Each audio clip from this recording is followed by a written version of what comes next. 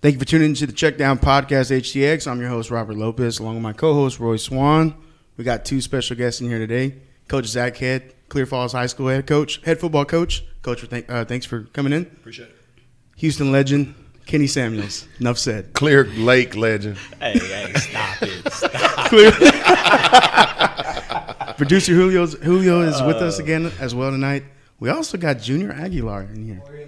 He's over there contemplating whether or not to go lift weights or not. So he's good. How's everybody doing tonight? Doing good. Good. I was drive down here. It's good. Not too bad. Okay. Who did it again? I did it again. Did it again. I did it again. I tried not Every show we have, Roy has his phone go off for some reason. Man, because I'm trying to share this thing, man, to everybody. While we're at it, be sure to go follow us on Instagram, Facebook, YouTube channel, and our Twitter. Our Twitter name is @thecheckdownHTX. Yep, I changed it from Check Down Roy. @thecheckdownHTX. Look there, Mike McCarthy with a Cowboys shirt on. Look at that. We got a new beautiful. coach. I'm surrounded by Cowboys fans. Coach, are you a Cowboys fan? No, not at all. Oh, man. Cowboys fan. Thanks for coming, Coach. On that side. Leave that on that side. I know, right? We're both Cowboy fans. Anyways, be sure to follow us on our social media @thecheckdown podcast HTX. Today's show is also brought to you by diced tomatoes and tomato sauce. Tomato cans. Who is the tomato? So We gotta have- Deontay Wilder He is the the first can. annual tomato can player of the week. Shout out Deontay Wilder. Shout out Deontay Our first recipient, tomato can player of the, what we got to call him, tomato can fighter of the week. Deontay Tomato Can Wilder. Tomato Can Wilder. Real quick before we call Briles, anybody believe him? Because I think a 40-pound outfit could cause your legs to be tired. I don't think it causes you to lose a fight. You got to know these things, though, going into the fight, correct? I would think so. Yeah, you have to know. How long did it take him to get him from the? It took him like 20 minutes. That's a hell of an excuse to. That's a hell of an excuse to. D-Smoke had 2 whole songs. Dude, whoever built that costume, that is a nice, like that was a. But he had one on the first time. That was like Transformers worthy Man, type. That was Master pretty cool. Splinter. That was a little more intimidating than Shredder.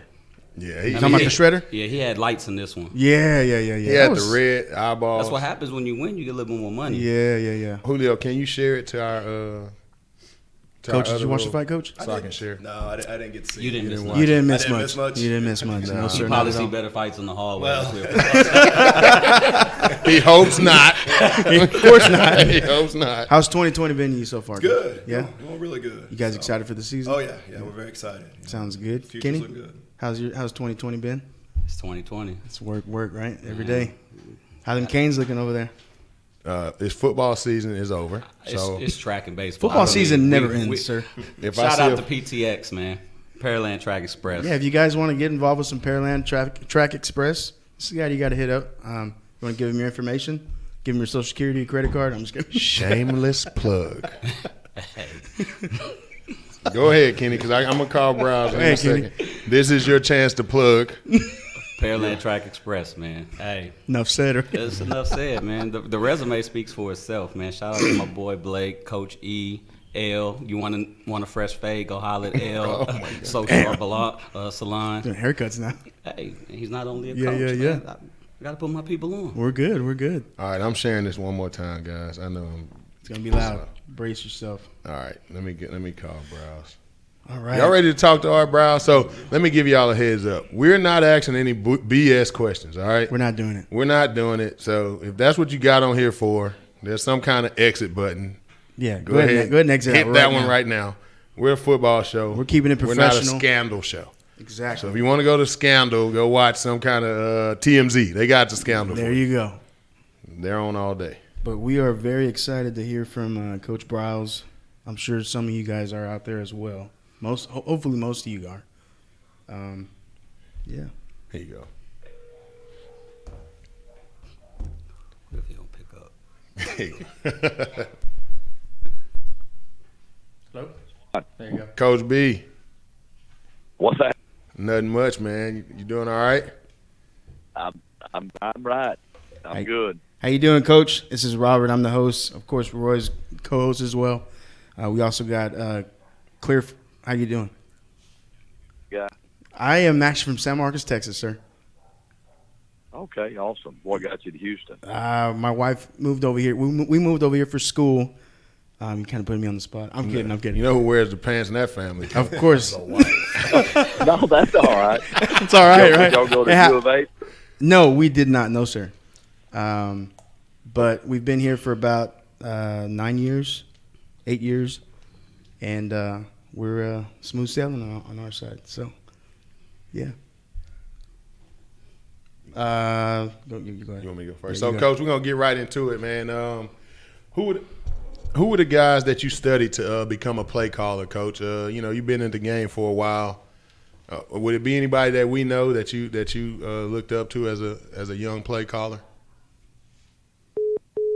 I told you.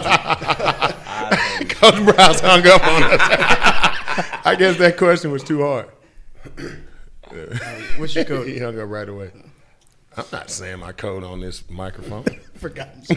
I'm sorry. Your kids will be the first one to unlock Yeah, my daughter knows my code. So He's on psych. You get service. What happened, Swan? I don't know. It hung up on us, Coach. But we got you back. We got Coach Briles I'm good. back. I got you. You good to go? We recording and we live. Oh, we're live, Coach. We're live. Let's go then. But anyway, I don't want it any other way. I've seen you live, Swanee, when you're spinning that disc. I've seen you do it. But two of my influences were really my dad. My dad was a junior high and high school coach, and so I watched him and kind of felt the game from an emotional standpoint and then an analytical standpoint. And then when I got to Houston, of course, you played at U of H. I played at U of H and coached there. And so I have a lot of love for the school. And Coach Yeoman was a coach there. And I don't know, I was just kind of amazed by the intellectual part of the game that he brought to it. I used to, I got in there only weighed about 172 or 3 pounds. And so I figured out I knew I was too small to play. So I'd stay and lift after practice every day in the weight room. And the coach's office was right next to the weight room. And Coach Young would always go in there and watch tape with Coach Todd and some other coaches. They'd go in there and watch.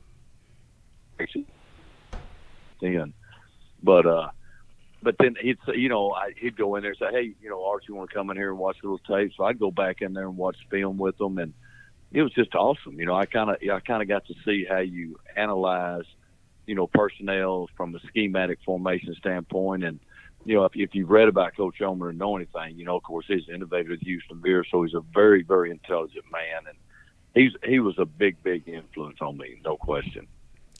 Hey, Coach, I think those guys see you in those coaching shirts. They don't know. Coach Briles ripped up under there, man. Coach Briles in that weight room with us every day, man. What'd you say, Coach? I think it's his phone. Coach Briles got that Metro PCS. Not overseas. He's at where's he at? T-Mobile. He's Italy, in huh? He's in East Texas. East Yeah. Texas, Mount Vernon. Mount Vernon. There you go. Nope, he's gone. Technical difficulties with Coach Briles, man. We're gonna get him back on.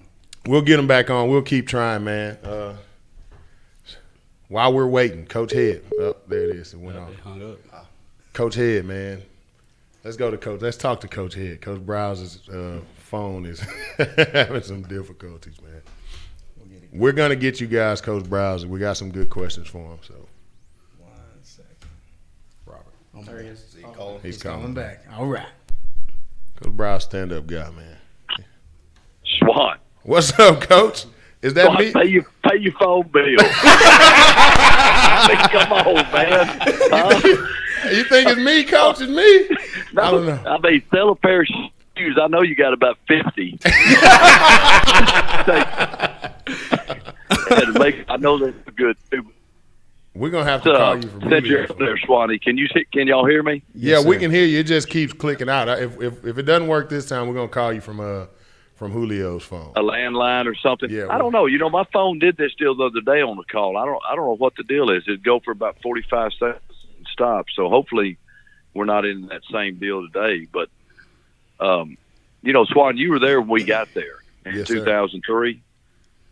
And man, we had some guys. I mean, really, Coach Stemble and the O-line coach, they recruited some good people. I mean, we had you, we had Hadnot, we had Phil Hawkins. Swanee, you still got me? Yep, we got you, Coach. We're Yeah, here. and then then Big Bubba. I don't know if you remember Bubba. Yeah, I remember Bubba, man. I mean, what's he doing now? Do you know? He's training. Bubba called me the other day. He texted me the other day, and he was like, "How'd you get in contact with Briles?"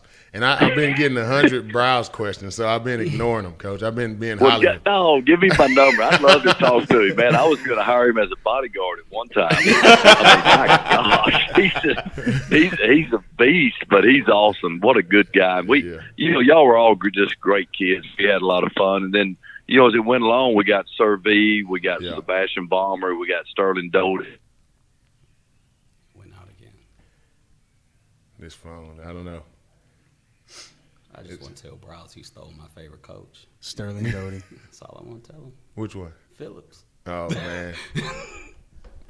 I don't know, guys. Coach Briles. We're gonna complete this interview. Coach Briles is in Mount Vernon, Texas. I don't even know where that is on the map. It's somewhere over there. They probably got like 2 towers up. Coach Briles blamed me. He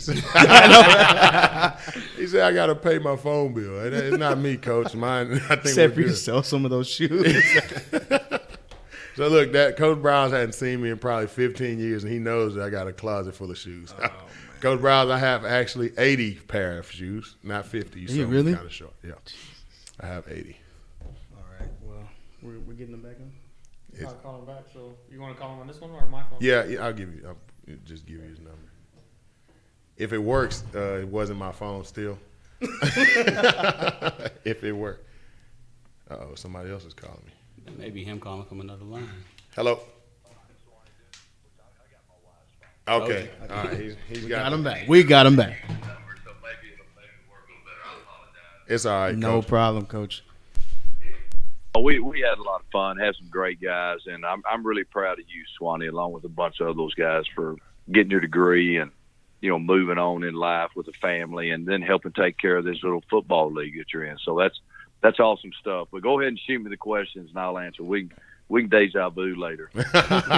Jumping right back into it, Coach. What does it mean to be called a player's coach or to be a player's coach? I've never thought about that. I don't know if that's – it depends on who you talk to. I mean, sometimes that's good, bad, indifferent. I don't know. I never tried to be a player's coach or, be called one or be thought of one. I just wanted to be a guy that, I felt like players could trust and could see that I cared about them as a person more than a player. So if that's being a player's coach, then I'll gladly take that title. But to me, and being in my circumstances growing up, like when I was at U of H, I lost both my parents in a car accident. So the coaches really took me in, and they loved me, and they nurtured me, and they helped me along with the teammates. And so I always felt like I had a calling to, just to help kids mature and grow, because I was 20 years old without a safety net, and, nobody ever wants to be in that situation. So coaches really helped me. And so I've always tried to, really help kids mature and grow and, keep up with them and then watch them be successful. My goal was always to let guys fulfill their dreams, and the first dream, of course, would be getting a college education. Coach, I remember, I think it was just the beginning of our second year there. We're going into 2-a-days practice, and we start practicing a little bit, and you're like, everybody up. And then we went to the rec center swimming pool and had practice there. You remember that when we all went swimming? Yes, I do. That was fun. Because it's about 100 degrees with 100 humidity. No, I remember that. That was when they got that new indoor pool over there. Man, so coming from the different set of coaches and you guys coming in, we're like, what is going on here? This guy's letting us go swimming. There was some ugly dives off the board. I remember that. But no, that was fun, and of course we had a really good year in 2003. I think we went to a bowl game for the first time in like 6 or 7 years. Yeah. Had that game out there in Hawaii that ended kind of wild, but that was fun. And then really kind of let off in 2004, and then came back in 2005 and did well in 6 and 7. So you were there right in all of it, Swanee. That was a fun time. Yeah, right in the mix, Coach. Yes, sir. With all you've had a bunch of places you've coached. Which place do you feel like you grew the most as a coach? I don't, I'm thinking back right now, Swanee. I left off James Hong a while ago when I mentioned all those guys. He's got to be thrown in there, but you know, every spot I've ever been, Swanee, and I've been at a bunch. I started coaching in 1979, and by the grace of God, I'm still coaching today. So it's just been an unbelievable journey with the chance to meet a lot of really, really good people along the way, players and coaches that inspire me, players that inspire me, administrators, but everywhere I've been, I've grown and learned. Even when I was in Italy last year, I actually coached 26 ball games last year as a head coach, 13 in Italy and 13 in the United States.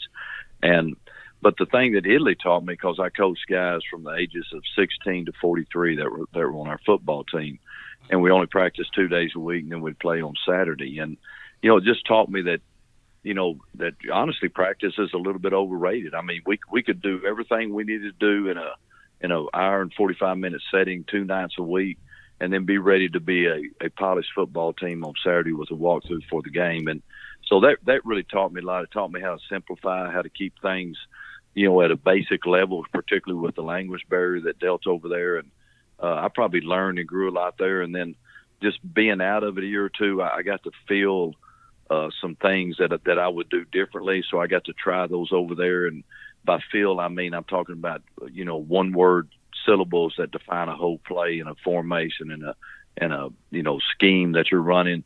So I was able to simplify to speed up, and that's a fun part of the game that I'm still using today. Coach, with that, what you saying that practice is overrated? How has that changed you now? Like how do you I think that's a big deal. Like, because everybody wants to practice, but what do you do? What have you done with that logic? That philosophy. Yes, sir. That philosophy. Yeah, I mean, the main thing is, and Swanee, it's a little bit, it's tough because a lot of people, they'd like to stay inside that box, and I've always tried to be a guy that thought outside the box. And the thing that I've learned is, you teach guys what they're supposed to do from a wide receiver to a lineman standpoint, whatever their responsibilities are. Keep it simple, keep it fast, and then let them play with confidence. And the way you play with confidence in practice is that you go against air a bunch. Because when you go against different people, then you're going to have missed assignments. You're going to have guys who are going to mess up. Somebody's going to make the wrong read. Somebody's going to miss a block. Quarterback's going to get pressure. So I limit the amount of opposition that we have in practice because I want practice to be a confidence builder. And then when you get in the game, then guys are naturally, as you know, being a former player, you're naturally going to play up and you're going to compete. You're going to do what you're supposed to do at a high level with high intensity. So that's never an issue, and you can't mimic that in practice regardless of how, fired up you try to get the guys or whatever, because practice is practice. So I try to keep everything positive, clean, pure in practice, and then when you get in the game, we make adjustments as the game goes on. Hey, Coach, what advice would you give a young offensive coordinator or even a head coach? Simple things. First of all, from just a general standpoint, love the game, but love the players more than the game. Everybody, if you're in football or if you're in basketball, track and field, whatever you're in, you love what you're doing. But you got to love the people that play the game more than the game itself, because it's a sacrifice. It's a sacrifice to play a sport, regardless if it's an individual sport or a team sport. It takes sacrifice. It takes time. It takes energy. It takes thought. It takes soul. It takes effort. So I would say don't lose fact of the sight that these people are sacrificing to play the game that you're getting, the ability to coach, first and foremost. Secondly, just like as an offensive coordinator, over a head coach, because a play caller is, really, really important in the game today. Play and call the plays to win the football game. Don't get caught up in the stats or anything that goes along that. Do whatever you can do to help that football team win. Don't be needy, not greedy. Don't get in situations to where, you think you have to do things to make the crowd stand up and holler. Take what they give you, and then be satisfied with, being patient, working down the field and put points on the board. So a lot of guys, not a lot of guys, but some guys get caught up into, trying to be this or that. Well, being this or that is being an effective, productive football coach that helps the team win. Coach, so I got a problem. I've been coaching, and this is a major issue with me. Roy coach, right? I don't like Yes, the sir. referees. I do not like the referees At Coach. all. I think it's probably from my time as a player, but I do not like them. So Well- I need advice on how to handle these guys because they don't know what they're doing. Swanee. Hey, thinking of it, Swanee. Now we had Hadnot probably went 3-12 as a junior, senior in there. Mm-hmm. We had you and Bubba at guards. I mean, we're solid right there. Both you boys are over what three bills easily. Yeah, 330. At that time, at that time. And then at tackles, who do we have? Hawkins, and who's the other one? Maddox, and then Maddox. Gosh, yes. I mean, Kansas, Maddox. What are you, Kansas or somewhere? Yep, he's from Kansas. I mean, we were giants. You know, I don't know if you remember, we went to Tulane and ran 112 plays. Golly. No, it might have been 120. It was Jesus forever Christ. when they had J.P. Losman and they had Yeah. that running back that was really good. I can't remember his name. Started with the M. Mweldy But, Moore. Well, the- Yeah, Mwelke Moore or something like that. But Yep. we wore those cats out, Swanee. We did. And then the halftime entertainment was Outcast. Yeah. You remember? That was awesome. I can remember listening to him. Y'all are trying to coach us, and we can hear, I like the way you No, move. I listening. But you know, as far as handling the refs, I mean that you're in a no-win situation. So, what I would say, because you're going to be wrong whatever you do. If you're right, you're wrong. If you're wrong, you're wrong. You know what I'm saying? So they hold the power. They hold the keys. And so my advice would be, if you're doing anything that's out of the ordinary, prep them before the game. If you got a situation or formation or something, let them be aware of it. And then as the game goes along, you know, as things happen, then be congenial, but do it in a way to where you're in a helping manner. Like, hey, you know, that could have been interference. No, Is that us? no, that's him. We're gonna finish this interview. It's going to happen, guys. Can I happen. give the CCISD another shameless plug? Yeah, man. Come on. Nweldy married a girl from Clear Creek. Okay, so Mweldy Moore came all the way back to Creek. He came all the way back to Tamika was Creek. cold in track and basketball too, and then he ended up. They was in Pittsburgh for a while. All right. I hadn't seen her. You there, Coach? in a minute. 20, yeah. Did y'all cut me off? Nope. Okay, what happened? We're gonna sponsor some phone towers in Mount Vernon. I'm bad. It's my phone. I mean, it's bouncing off tires that are, in the rolling hills out here, I guess. I don't know. But anyway, give me a couple more, and I'll let y'all get to some serious questions. I know you got the coach from Clear Creek or Clear Falls. Clear Falls, yes, sir. Clear Falls in there. Who is it, Coach Head? Yes, sir. Hey, Coach Briles, how you doing? I'm good, man. Congratulations. How long you been the head coach there? Probably 2 or 3? 4 years. Just completed my 4th year there. Okay, awesome, Coach. That's a big deal, man. I appreciate There's it. a lot of good football out there in 1960. Oh, yeah, there's good ball. Yeah, down here, southeast side of Houston, there's Yeah. good football. You got it. Over in Texas City, too. No. No. Buddy, not no more. No, please don't mention Texas City. Okay. Not I'm right sorry. now, Coach. Not right now. We're coming back. Coach Survey's gonna get us back. We got it working. I hear you. I could say Lamar and get you all tight and nervous, but I won't do that. Coach, speaking of Lamar, we had Dodie on here, and there's a bunch of Lamar guys listening, man. How was it like destroying those people year in and year out? How did that feel, Coach? I wouldn't call it destroying. You know, I had a whole lot of respect for them, particularly because Alan Waddell and their coaching staff, man, Tony Heath. They had an all-star staff, and they did a great job with those guys. And really, when we played them the first time in '93, they were unbelievable, talented. You know, they were 15-0, we were 15-0. And I'm telling you, the thing I think hurt them more than anything else is they had too many good players, Swanee. And it can happen. You know, I mean, if you can keep, Vincent Marshall and you can keep Anthony Evans or Ryan Gilbert happy, but you can't keep Jackie Battle, Vincent Marshall, Anthony Evans, Anthony Aldridge, Byron Ely. You can't keep 5 happy. So, I think that was their biggest issue. But as far as being a great football team with really good kids and great coaches, I think, we were a different style. I think it's something they hadn't seen. And I had some guys too. I had some cats. I mean, I had some people that could play, and Doty not being one of them. You know, I mean, I had some people that could get after you. Yeah. Now Doty got better later on. I don't want to shut him down, but he was good in the late '90s. But we're talking early '90s. He wasn't ready yet, Coach. He wasn't ready. He was No, still Lord, no, he wasn't. Coach, we know you're a humble guy, but how do you feel when you see these other college guys running your offense? Like, you know, right now, when I watch college football, I see stuff we ran, and I don't feel like, you know, they give you enough credit. How do you feel about that? How do you feel? Oh, Swanee, you know, I can't worry about that, and I don't worry about it, quite honestly. I mean, football's football, and you know, really credit is doesn't really matter where it comes from. If guys are, you know, productive and doing a good job, and you know, there's so much mixture, I think, in today's game. I mean, I've always said that, you know, football elevates up and not down. I don't think the NFL starts it, colleges do it, and the high schools do it. I think it's just the opposite.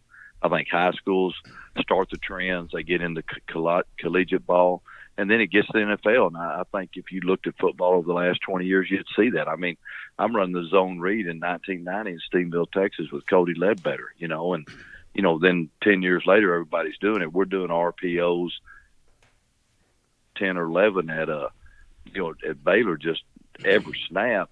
And then we did a lot of that stuff at U of H, honestly. We're unbalanced formation, tempo, and, you know, spreading the field and doing some run-pass read option there. But, you know, it doesn't matter. I mean, football's a great game. It's going to evolve. I mean, it's going to keep going. And the only thing I like is just seeing good ball, you know, and there's a lot of good ball out there, but there's a lot of situations and, you know, places that can be a lot better too.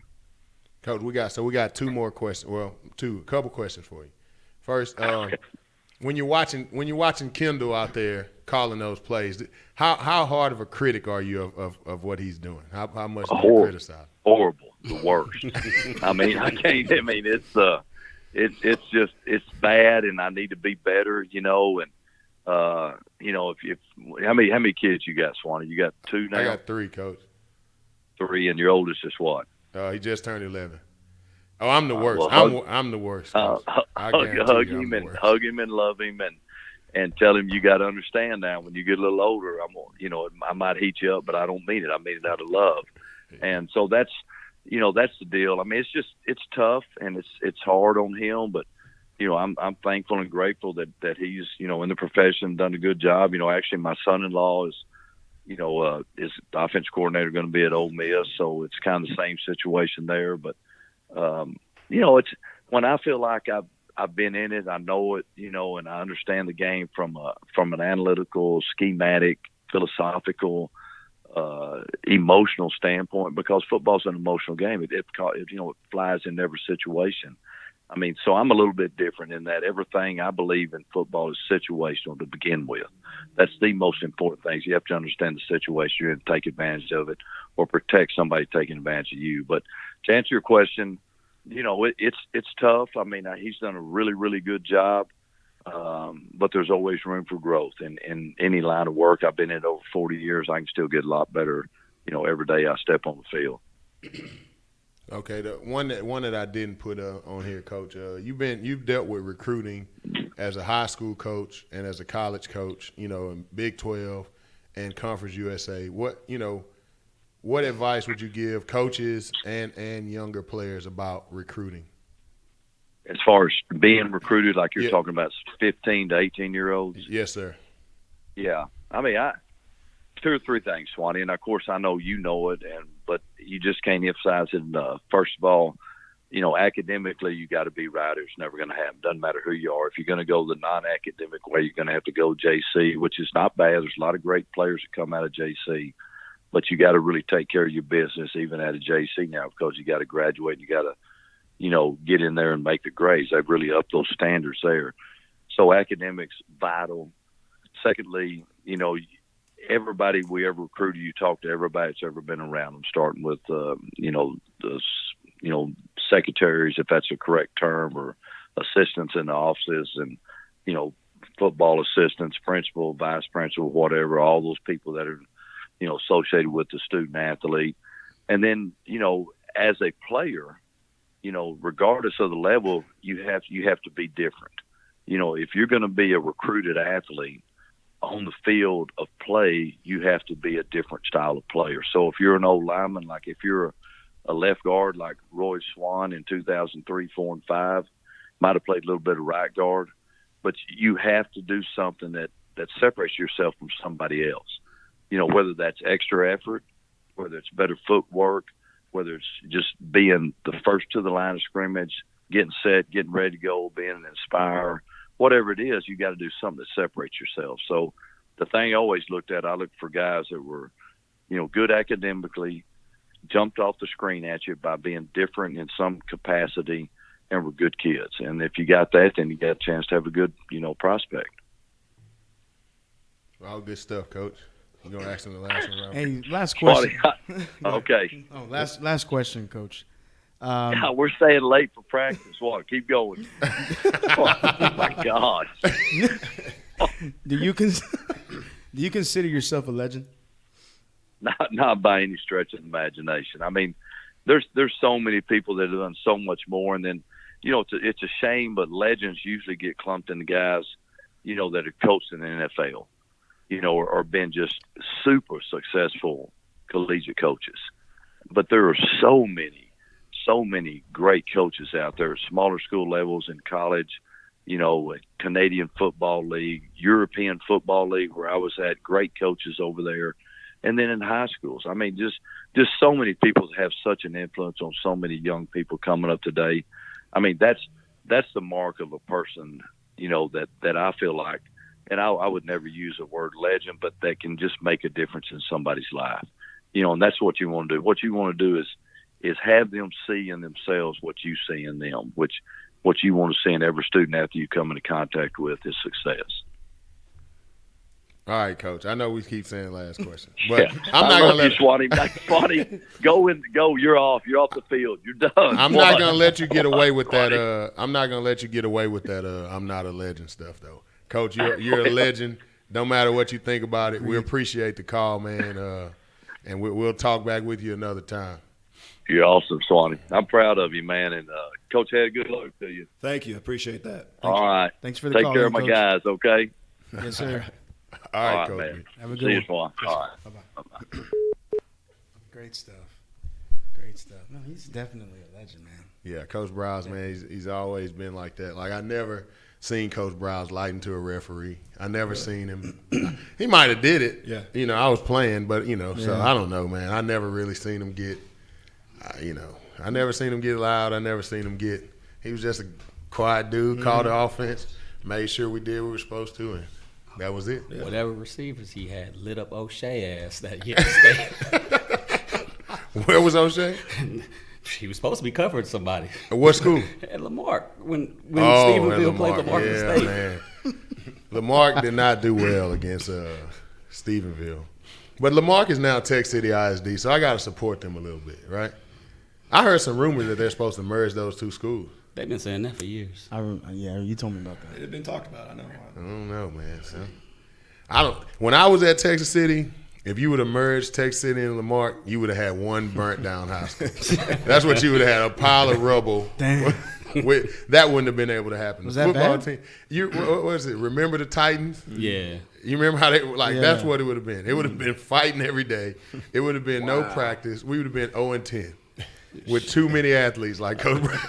Yeah. They would have came up the road or went down the road. That's crazy. I never thought about you can maybe have too many athletes. I think you can. I never thought about I think that was a good answer by Coach Briles. 'Cause I think it's possible, but I don't think Lamarck had too many athletes. I think Stephenville was just better. Just like Texas City shots. was better in 99. Taking shots 97. again. You better deactivate. Coach Head, man, I know we took a little while with Coach Briles. Sorry about that, Coach. Oh, no problem. No problem at all. So tell us about what you got going, Clear Falls. What are you guys looking like this year? And we're excited. Last season was a big step forward for us. We got in the playoffs, and we're not satisfied. We feel like we should have gone further than we did, but that's something, a continual part of our growth. Our sub-varsity teams had really good years. Our freshmen in particular, they went 10-0, undefeated, won the district championship. So, we've got a good thing going, I feel like. And our area down there is really growing. So we feel like we got a great mix of kids, really good kids from good backgrounds, and they're hungry to be successful. And we got a really great coaching staff in place. I couldn't be more pleased with our assistant coaching staff that we got in place. They do an outstanding job, and so we're really excited about the future moving forward. Awesome. 40 points a game, Coach. Yeah, right about 40 points a game. Are you an offensive guy, defensive guy? I'm an offensive guy. I was offensive coordinator at Clear Creek for 7 years. I was there 9 years, but the last 7 as OC before getting the job at Falls. And I continue to run the offense and do that. That's kind of my passion. I love it. And that's something keeps me involved directly on the field coaching. I got to do all the kind of the CEO stuff as well. But no, I'm proud of our offense. We had a great group this last year. Some outstanding young men, and it all kind of came together. So. I'm going to try to score 40 a game this year. So I'm like going to be calling you after this interview. Absolutely. I need 50. 50? Hey, so this is what we'll do. Every week I'm going to watch Coach Head score. There you go. And then I got to top that. And I'm going to call you, Coach. You only got 42. I got 43. I have to make my pitch. If he gives us sideline passes, we'll be there to watch the game. There you go. There you go. Robert's always trying to get on the sideline. I got a question for you, Yeah. Coach, for they do whatever it is they do. And this is just an argument that we have amongst us Little League coaches. How ingrained are you as far as with the middle schools out there or the junior high, whatever they call them out there in that area? And what do you think that they can improve on to give you a better product before you get your hands on it? We're ingrained pretty well with them. We have, we're fortunate because our situation at Clear Falls is unique. We're part of the education village. And so on our facility has a high school, an elementary school, and an intermediate school all together. We actually share the same cafeteria. And so Bayside Intermediate is right there. They're our primary feeder. And it's great because we can work with those kids year round. I mean, just today we had them over in our weight room during their athletic period, that whole deal. We'll start working drills with them later this spring. And so that part is tremendous. Our primary feeder being right there. Are they running the same offense and defense? Yeah, they do everything we do. Those coaches come in. We put on a coaches clinic for them every year, and they run our stuff. And the coaches that are at Bayside do an outstanding job. It's been basically the same guys in charge there since I've been at Falls. What about Seabrook? Same thing. Now Seabrook's a little bit different because it's Cross shared. the bridge. Yeah, it's cross the bridge, and some of that zone to go to Clear Lake. Right. In fact, that just got rezoned last year. And so we split that a little bit, and they got a magnet program at Seabrook. So it's a little different there, but we always go over every year and work with those kids as well. And scheme-wise, for the most part, they do bits and pieces of kind of what we do. And so, I feel like they do a good job of preparing those guys. And one thing we've got going right now is I've got a good relationship with a couple of our youth leagues down there. That was going to be my next question. And one of them in particular, the Gulf Coast Bulldogs. Because of Hilton Koch. Yeah, they've really done a good job. They run a lot of our schemes, a lot of our terminology, and so getting those kids at a young age, and a good number of his kids, are in our attendance zone and eventually going to be at Clear Falls. And so the earlier they can start running your stuff. And that's what they're doing out in Katy, and that's what's been so productive for them over the years. Is that how it was with y'all? Growing up, because that's how it was over there in my area growing up. The high school, the junior highs ran what the high school ran, just the basic plays, not the they did advanced. Clearly I was out there. Yeah.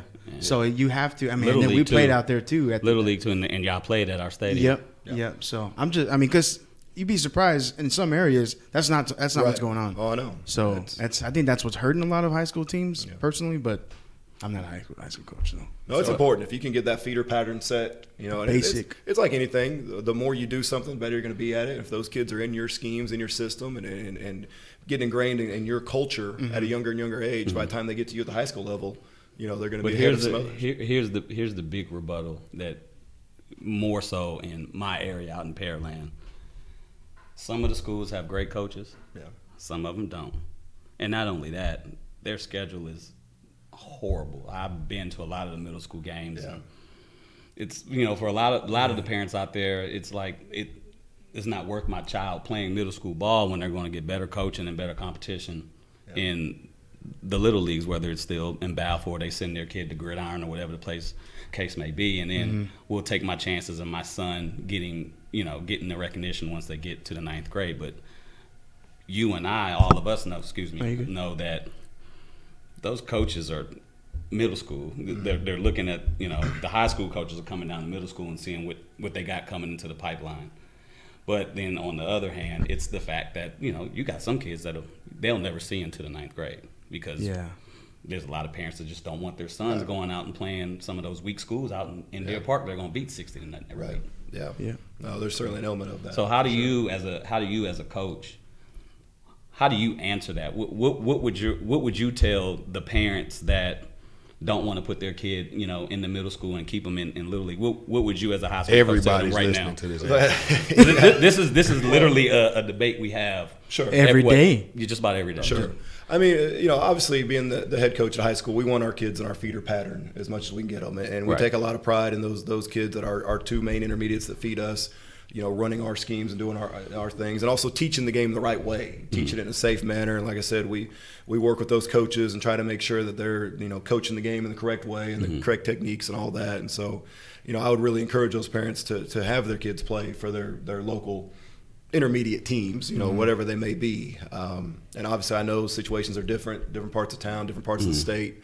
Like I said, we're pretty fortunate where we're at, where we do have a good, pretty good situation in place. Do you have a problem with them doing both? You even though they're not technically your kids yet, but do you as a coach have a problem with them doing both? The only thing I worry about is just the wear and tear on the body. And especially with the safety concern nowadays, I do worry about that. Just the overkill or a kid getting burnt out on the sport, the additional wear and tear on their body. Because I do see more and more of that. And I think we all kind of know the numbers in football are kind of dropping, because of the safety concern, the concussion. And I do worry about, one, us making sure we're teaching the game in the correct way and that we're getting word to parents that the game's being taught in the correct way and that it's a safe, it's a safe game and we got them in the best equipment and teaching the safest techniques and all those things. And then also not wearing a kid out on football. I'm real big on kids playing everything. All the way through high school. Can you repeat that again? I'm real big on them playing everything. Where's the camera at? Which one? They're all on. They're all on. I want them doing it all. I think that's good for their development as a young person, And with us when those kids come into high school, when I start meeting with those 8th grade kids, I tell them, man, play it all.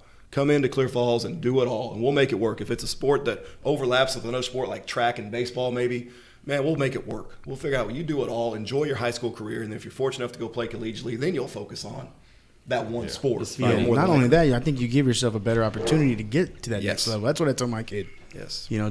I know sometimes you don't like to go to baseball, but it's like, dude, suck it up. Yep. Give yourself an opportunity to have a better chance because the chances of us doing football, any kid in the area it's slim, So that's what I tell my kid. I've been told by a parent, I won't say who, but of course not. But there are some basketball coaches or football coaches that don't want their kids to play basketball and vice versa. I think they play everything. I think it benefits the kid. It helps them grow into a more well-rounded, person, an athlete. And I do feel like most college coaches, and whatever the sport may be, want to see a multi-sport athlete. Right.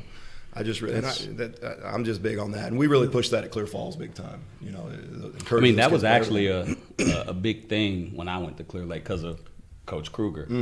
I want to say when he retired my freshman year, it was only 2 guys I think that was on varsity basketball that also played football. And then my next year, me and my quarterback, and then my quarterback ended up quitting our junior year and tried to talk me into quitting, and I tried to quit, and nobody would let me quit, and ended up quitting the day of the playoff game my senior year because the coach pissed me off. Yeah. Wow. And when I look back on it now, don't quit. No, I knew I wasn't going to play basketball in college. The viewer said, "Where's Kenny?" Because this is Kenneth.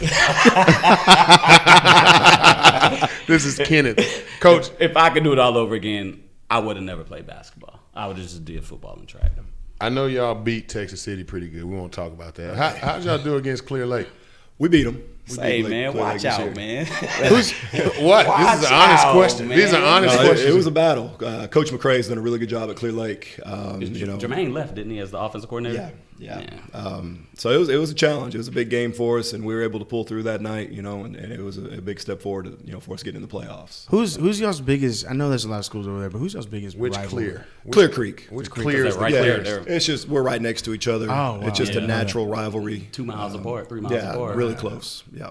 And just like Clear Lake and Brook, they're 3 miles, 4 miles apart. Yeah. I think one of our questions is kind of like what we were talking about. What do you think the players lack? as ninth When they come graders? in. What is the biggest thing? I think it's really just an understanding of the work ethic and the discipline that it takes to be successful. And I think some of that's just being a young kid, even whether the intermediate staff did a great job or didn't do such a great job of developing them. I think just naturally as a 14-year-old, you don't fully understand the level of competition you're about to enter into going into high school and the discipline and the work ethic that you're going to need to be successful. One of the things I ask them, I say, how many of y'all want to play collegiate athletics? And all of them raise their hand. And I talk about, okay, you're setting the tone for that right now. In 8th grade, you're setting the tone for that, and do they really understand that or not? And some do, but a lot don't. And that's a big part of, I think, our job when they come in as freshmen is teaching them the discipline and the work ethic that it's going to take to be successful in whatever the sport may be. Yeah. I think the ones that do understand it at that young age are the ones that go on to be They're usually different. pretty special. Yeah, there's no doubt. The ones that don't? Tomato cans.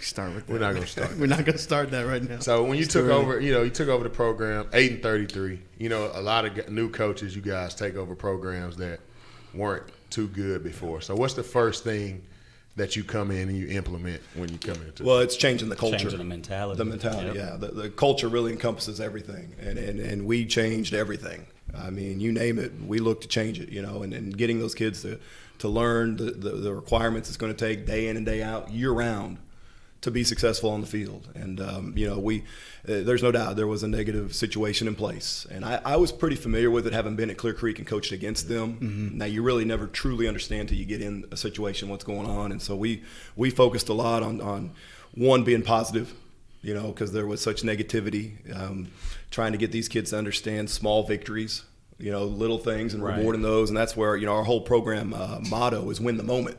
It was one of the things we talked about. Let's just talk about little victories. Winning that day in the weight room, right? Winning in the classroom that day, winning on the practice field or that rep, whatever it may be, and just small victories will add up to the big victories in the fall. That was a big part of it. And there's no doubt it was a challenge, and we had to be very persistent, but also patient, and really be positive and reward those things. And each year we've made improvements.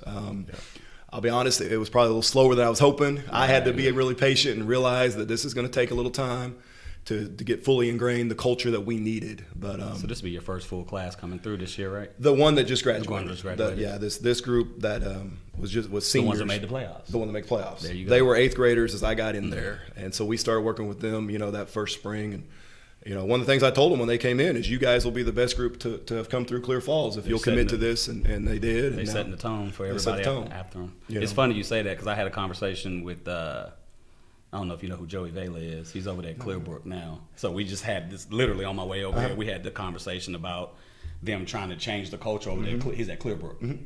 So yeah, it's and you're really trying to create a player-driven environment. That's something I'm really big on, and I've seen it, firsthand what it's like when your best players are your hardest workers, and they set the tone for everything else. Right. And that's what we've worked so hard to try to create. And this year we really got, where we wanted to be with that. Our leadership was a big reason we made that next step. Definitely this year. Hey, real quick, Coach. Taylor McCullough. Mm-hmm. He says, tell Coach a former player he coached at Red Oak, Texas. Yep. Went to play collegiate, and NFL says hello. Oh, it's good to hear from Tyler. Yeah, I was at Red Oak in 05 and 06. Oh, wow. That's awesome. He was a player there. Red Oak near Dallas? Up in Dallas, yep. Wow. I was up there a couple years for coming down here. Next question. So you gradually turned and falls into a winning program. How do you as a coach maintain that? We got to stay hungry, and we're not satisfied. We're proud of what we did last season, but we realized that we didn't accomplish what we feel we could have. In our by-district playoff game, we were winning 31-14, and we let that slip away. And so that's been one of our big carrots we're dangling over our team right now is we're not satisfied. So we've talked a lot about finding a way to fight and finding a way to finish. That's become really our slogan for next season is fight to finish. And so just finding ways to stay hungry, stay motivated, and want more and get those players to want more. And the nice thing is now is that the players have seen they can be successful. They've had that success, and it builds upon itself. They want more. And so I think, and as a coach, continuing to evolve and grow. You heard Coach Briles talk a lot about how he still learns to this day. I think that's important. As a coach, you're always looking for new ways of doing things, whether it's scheme-wise or how you run your program and talking to other people and looking to go to clinics and do all those things and continue to grow. So all those things I think go hand in hand, just staying hungry, never being satisfied, which I can tell you we're not. Who's y'all starting quarterback over there?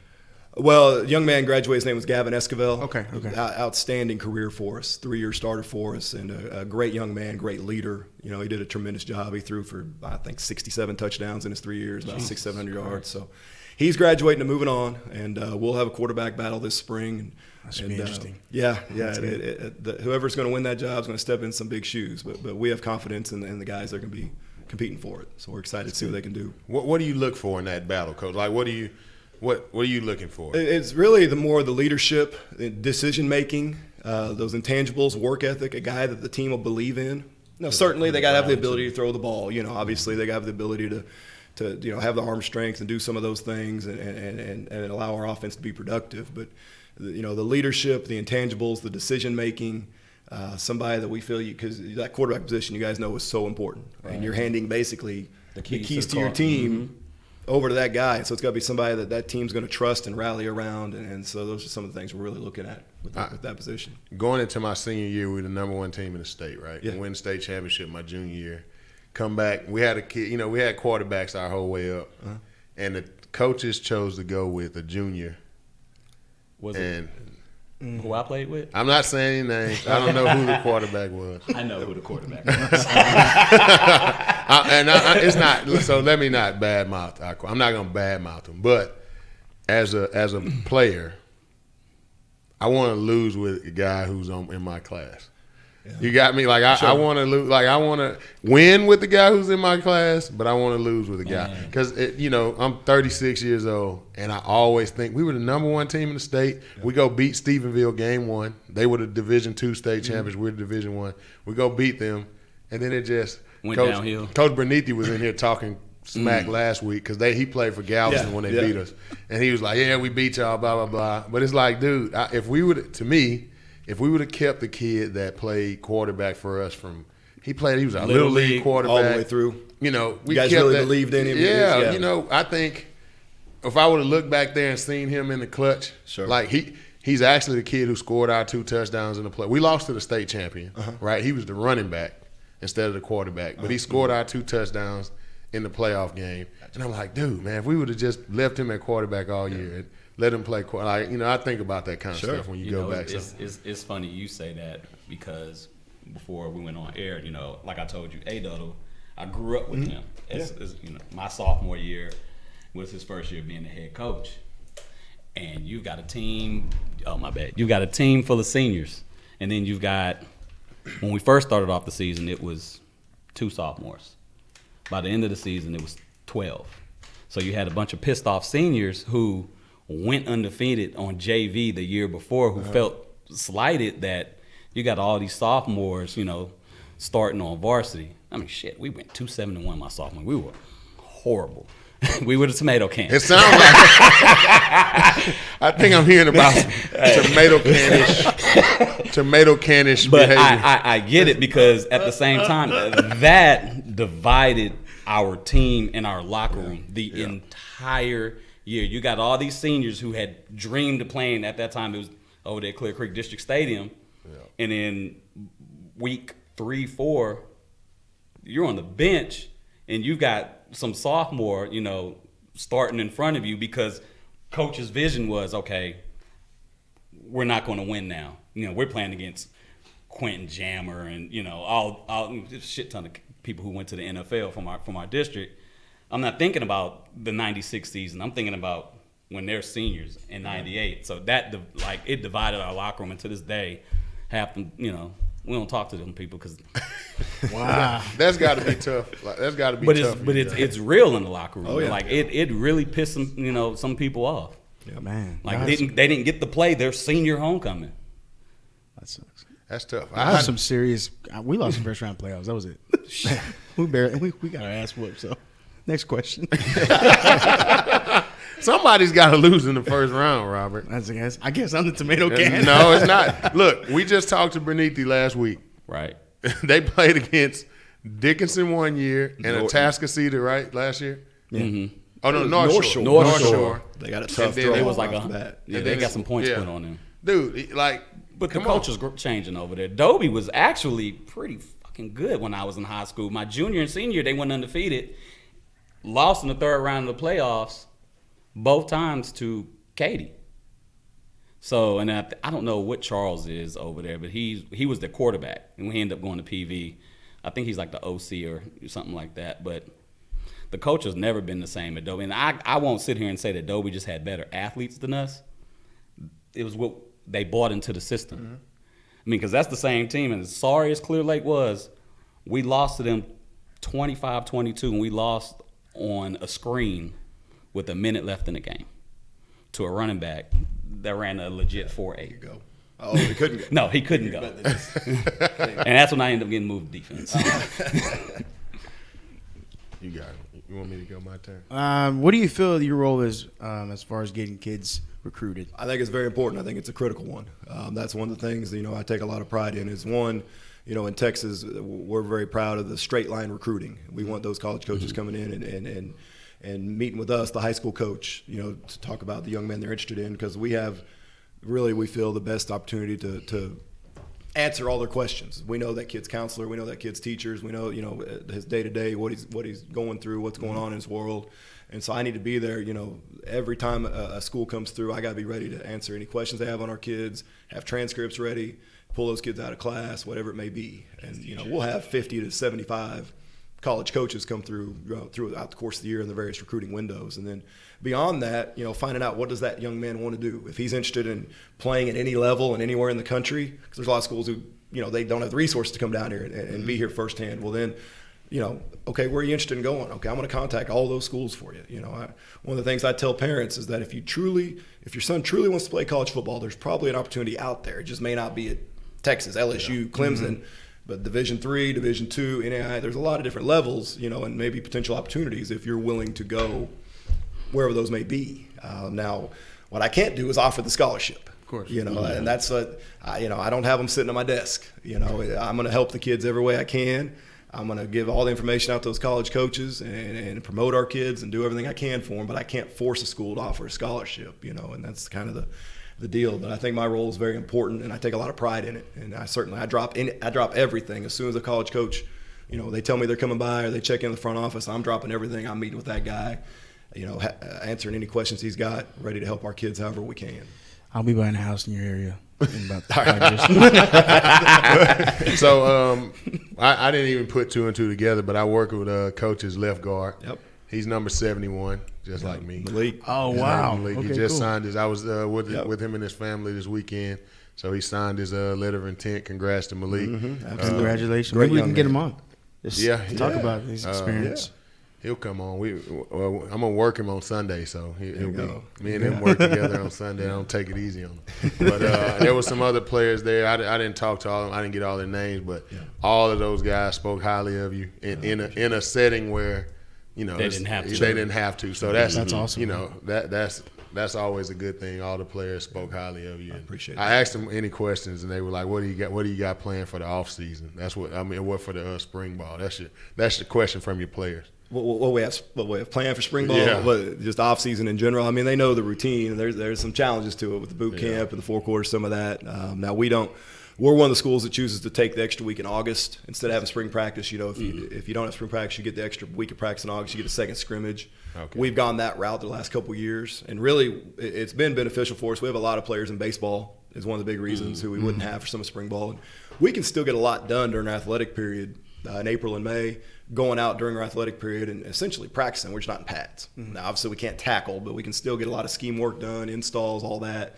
And then we really found it benefited us the last couple of years having that extra week of practice in August and 2 scrimmages before that first game. And that's something, honestly, I'd always been a spring ball guy. Everywhere I'd been, we always had it. My first couple of years at Falls, we had it. And I think it's kind of 6 one way, half a dozen another. There's benefits either way.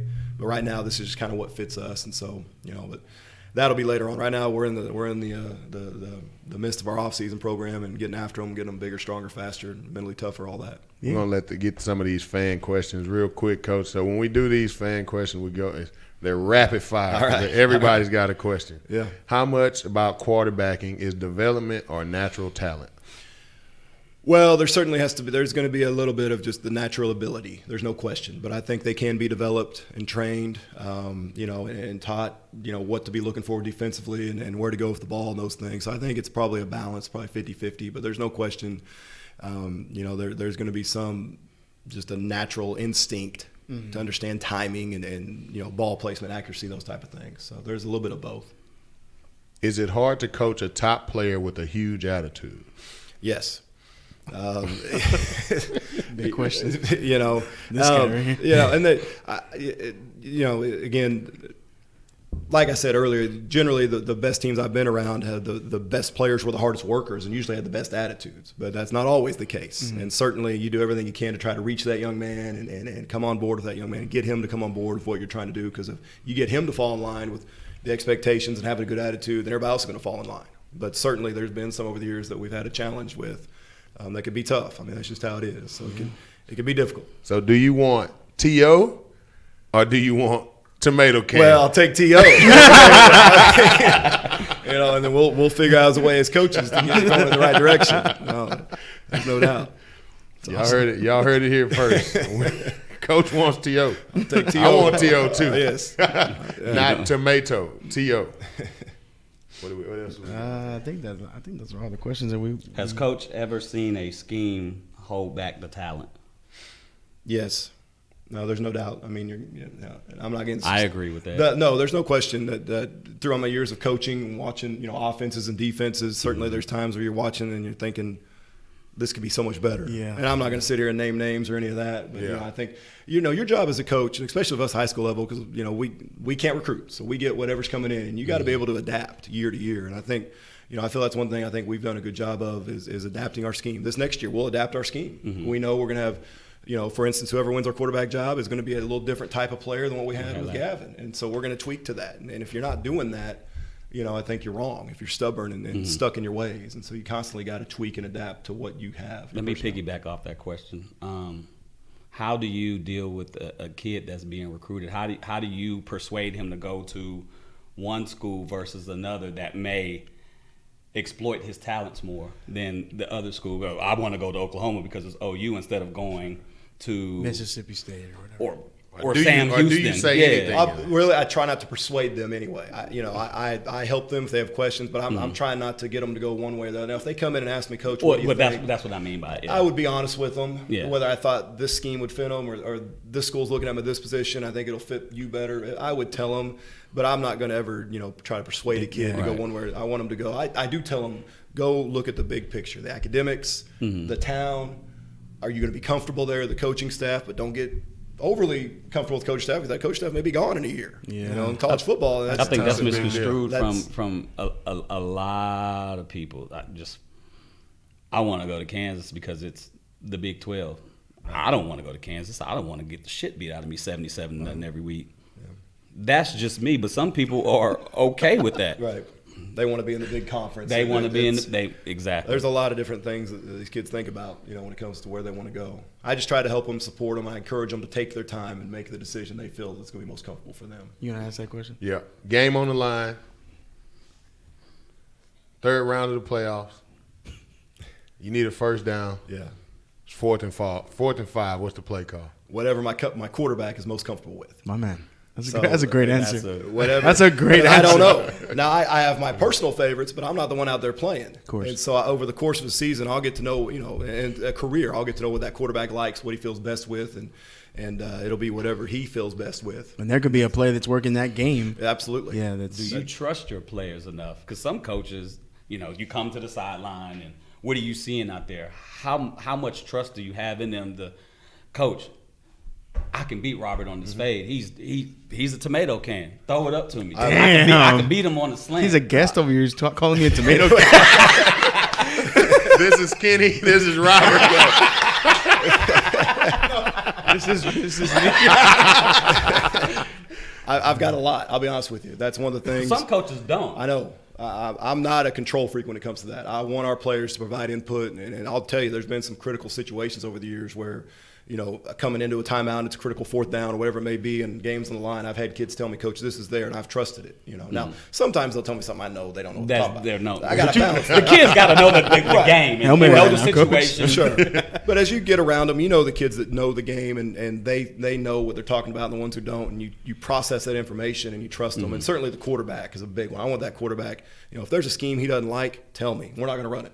I'm not going to force it on you, man. Right. He's the one out there having to make those decisions in an instant and do all the things a quarterback has to do. That's good. I know we asked Kevin this last week, but how big are you on 7-on-7?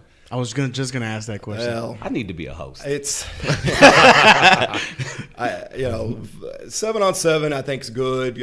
I like it because your team's together, Right. And so they're competing together, Building that building chemistry. that. Yeah. Now it teaches a lot of bad habits. One, you're not tackling on defense. And so, that's not good. All summer long, these guys aren't tackling. Your quarterback, there's no pass rush. That ain't realistic. There's going to be guys rushing him.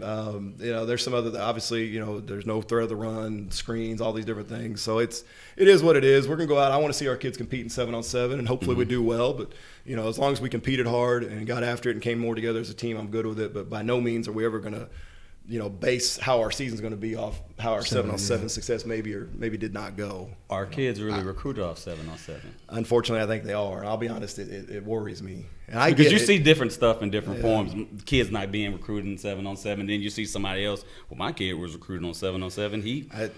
I think it may be. No, I think most of the time no. But I can see where a school would maybe be at a 7-on-7 event, and if a kid just stands out with athletic ability, maybe so. We can groom him into somebody. Yeah. But at the end of the day, it's not real football. Yeah. At What all. about like when you get any college coaches in? How much do they ask about if your athlete runs track? All the time. All the time? All the time. That's one of the biggest questions I get. Coach, does he run track? Track Express. And I got to be honest with you, and if they don't, they want to know why. Well, why is that kid not running track? We want to see him competing in track. We want to see him developing his speed in track. Wow. That's a big one. Yeah. That really is. And I tell our kids that. We try to get our kids into track, funnel them there every way we can. And we got a good number that are in track, which is There's good. a good summer track program over there, too. A couple of them, actually. We got a couple that work out at our facility. Oh, man, we got a bunch of questions. Okay, I think I know the answer to this one from working with Malik. Zone blocking or gap blocking? Zone blocking. Absolutely. That's what we do. I could have answered that one. I like them both. It just zones what we do right now. How many? Yeah, you can. No, you got it. Go ahead. How many trick plays did you call against Pearland in 2011? Whatever works, right? It was a bunch. I think we ran 6 trick plays that night. They were really good. That was the year after they won state, and we knew it was going to be a challenge, and a few of them worked and helped us somewhat stay in the game. You got to gamble, man. When you have an athlete playing quarterback, knowing the kid will be a cornerback at the college level, would you keep him at quarterback? If you need him at quarterback. It's going to depend. I mean, if we got a situation where somebody else could be our quarterback and our team could be successful, absolutely. Now, if you're in a situation where literally there's just nothing else, and that's going to be the opportunity for your team to have the most success, then we'd have to keep him there. You got a lot of two-way players? Not really. That's good. We don't have many. We got a couple that will work there, ready to go just in case. But for the most part, it's. I tell them this. I ended up playing free safety my senior year because we were undermanned. I hated it because I never came. Only time I came off the game was punt and field goal. I caught a cramp every game, That's no tough. matter how many salt pills and potassium pills. But for me, being a Steroids receiver, on that. it helped. It helped me understand. It slowed down the game a whole lot because I knew what that free safety was thinking. I knew what that corner was thinking. But I felt like a running back after the games. I went home with sleep. Get beat up? I was worn out. Yeah. But it also helped me in college too because it helped me understand, coverages. Just like you playing offensive line, defensive line, 4-eye versus 3 technique and slant and all that. Right. You knew how to block that better. I knew the difference. Sprint through man, jog through zone, all of that. Because a lot of the high school coaches, especially back then, they weren't teaching that shit. And I tell a lot of my kids now, if I would have known the stuff I learned doing 2-a-days my freshman year in college and high school, I mean, it's that much more valuable. All right, we're gonna give y'all's questions. Okay, we're gonna ask 2 more. Okay, All right. That's it. What is your take on a high school player skipping college to go to the XFL? What? Who asked that? Hey man, That scenario hasn't arisen yet. So here at the check down, we ask every question. what's the XFL rule on that? Are they not? It's I not don't like the think there's NFL a of rule. 3 years. That whole deal. They I can don't come think right there's a away. rule. I think you can go as a freshman. That'd be tough. I've always just felt in football, even as an 18-year-old, you're still not developed physically, ready to play professional ball, whether it's XFL, NFL. There's levels to it, man. That's just a different. I don't think you skip college, but I think he's on to something. I think if you're a freshman, right, or somebody like one of these LSU guys, right, that's a sophomore, maybe a junior. Get in trouble. Well, I didn't say you get in trouble. You already won the national championship. Right. You already been the best player. What are you going to gain at LSU? Because you got to stay. Yeah, you got to stay. So maybe you go make play a year there, $70,000, and then you go to the draft anyway, and you go make $1 million. So I don't know. I would want my kids to graduate. Like that's what I. Yeah. When I talk to Malik, that's the first thing we talked about. It's like I don't care. Football is football, but that piece of paper is the biggest thing you're gonna leave that school with, and everything else is extra. Football, you go get a degree, and you worry about the rest of that stuff. So. I don't know if I'd tell my kid to go to the XFL because that's I don't know. You know what I'm saying? We said it last week. It may be gone in a couple years. It may be gone. I actually think it's going to stay, and I actually think that in another 2 or 3 years they're going to get a lot more sponsors, and that base salary from $55,000 or whatever it is going to jump up. Have you watched it? Oh yeah. How do you feel about that kickoff? I like it. I like it too. I like it. It's safer. It the seems safety safer. part of it. Yeah, I like it. I like the kickoff, man. I like what they're doing. I like the 1, 2, or 3 option. I instead love of extra that. I think points. the NFL Offensive guy. needs to adopt Offensive guy. That's part of it. He don't want to kick a field goal. Right. He wants to throw the ball Yeah. again. One more. Yep. Damn. All right, so we just this is a new. So I come up with crazy stuff all the time, Coach. We always have a segment, a little off topic. Okay, Brian Webb is he seems. Oh yeah, I know Brian. Oh yeah. Which Hildreth, Hildreth, Chase or Jared? Chase or Jared? Jared. Man, they were both so special. I don't even know. Those are my last 2 quarterbacks when I was at Clear Creek. Jared was our quarterback in 12 and 13, and then Chase in 14 and 15. They're brothers. They're brothers. They were special quarterbacks. Different. Jared was maybe more athletic. Chase maybe more of your pocket guy, although he could do some things with his legs as well. He's put me on the spot here. I don't really want to answer this question because they whatever fit your offense back then, right? Yeah, I mean they were both just. I was blessed to coach them. We had some really good offenses those last few years, and those 2 guys were a big reason for it. They really were. They were special quarterbacks. You said you got the Creek in 2007. Yes, 2007. God, was Tiger's little brother there? Last name Brooks. Went to Utah. 06 was his last year. Okay, yeah. And I coached with Tiger at Clear Falls.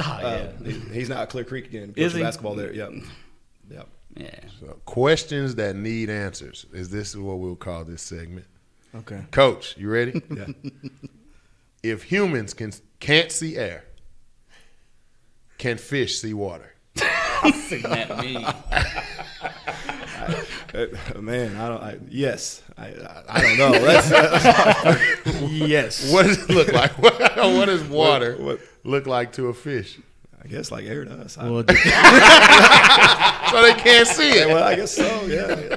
I don't know. so, okay, I'm gonna piggyback off that. So when you take a fish out of the water, is it drowning? Yes. With air? Yes. I mean, Can it see without air? Can it see the air? No, No. I don't know. Is this a poll question? I don't know. I'm just asking. What you said? Yes. He said I'm yes. just gonna go with yes. I'm just gonna go with you. So when you take the fish out of water, He's all. can he see air? No. So he can't see water. Man, that's he a can't good question, see air. man. What does a fish see? Fish? I mean, we can see clouds. Is that air? That's Man, part of air, isn't it? It's part of air, isn't it? I thought trees were. So it was the wind was blowing earlier. Did you see the breeze? I saw the trees move. Okay, I got another one. Questions that need answers. What color is a mirror? Chrome. Mirror tint. Is mirror tint a Crayola color? Man, it is for the visor world. What did he say? It is for the It visor is for the world. visor Chrome, world. yeah. I'd say it's a chrome mirrored A chrome. visor. All right, last one. Y'all ready? I'm ready. Hold up, I forgot the What's up with all the delay between every word? I got it right here. You're trying to stump the chump. He's all If Dun, bum, dun, bum, dun. bum. If you plan to fail, You plan to fail. but you succeed. Did you really? Did you fail or succeed? You You succeeded technically at failing. failed. If you planned to fail and you He's like, passed, I wasn't you prepared technically for this. you failed yourself. But you planned it. We planned to do a lot of stupid shit. I planned to get drunk. And you're going to succeed. So you 'cause I- succeeded. Well, You got what I'm saying? This If is you twisted. plan to get drunk and you don't get drunk, you failed. we're playing mind games. Those are the questions that need answers, guys. Leave your comments. Leave your comments. We're gonna open up the lines for y'all to call in. Do not, I repeat, do not. No. call anything. Ask whatever you would like. We have a new feature. We will hang up on you. We're gonna hang up in your face. Who's Like- gonna be like the first Charlemagne. person to call and get their face hung up in? That'll be that's gonna be interesting. Which one of you gonna be a tomato can? So we got the group. Interesting topic in the group this week. You post the number? Weighted league or unweighted league? What's your take on that? Weighted or For unweighted youth league? league, man, I hate to see kids denied an opportunity to play. Amen. You know but I do get the safety end of it, so I'm torn. But anything we can do to get kids an opportunity to play, I think we got to find a way to do it. So that's There's kinda a where I'm world for both. Fair, yeah. at. Yeah. So I agree. I agree there's a world for both. Do you agree that there's a time where a player has played himself out of a certain league? At that age, probably so.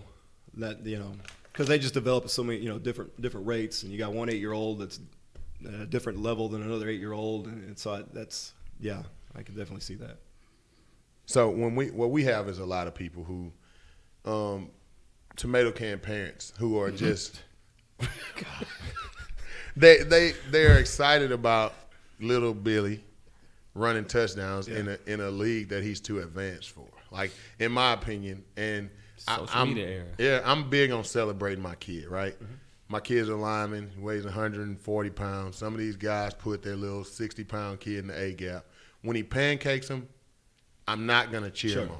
You got it in perspective. Yeah, Right. I'm not gonna cheer him on. Like, I'm like, dude, if you don't pancake him, Right. me and you have an issue. Right. And I think the parents and us as coaches have to realize when our kid has outgrown something, because I feel like, and this is the big thing for me, is I feel like we do you guys an in-service from our level, right? If I teach my kid that it's okay for you from 6 to 12 to push around kids way smaller than you, then when you get them and you put a kid in front of them, not you, it's your middle school coaches get them, then the kids are way bigger now, and he doesn't know what to do. Right.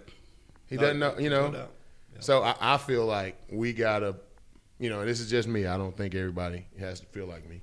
But I feel like we have to put our kids in different situations based on their skill level, and not just throw them in the, this is the league, we're going to just stay in this league and whatever, So that's how I feel. Kenny, what you got?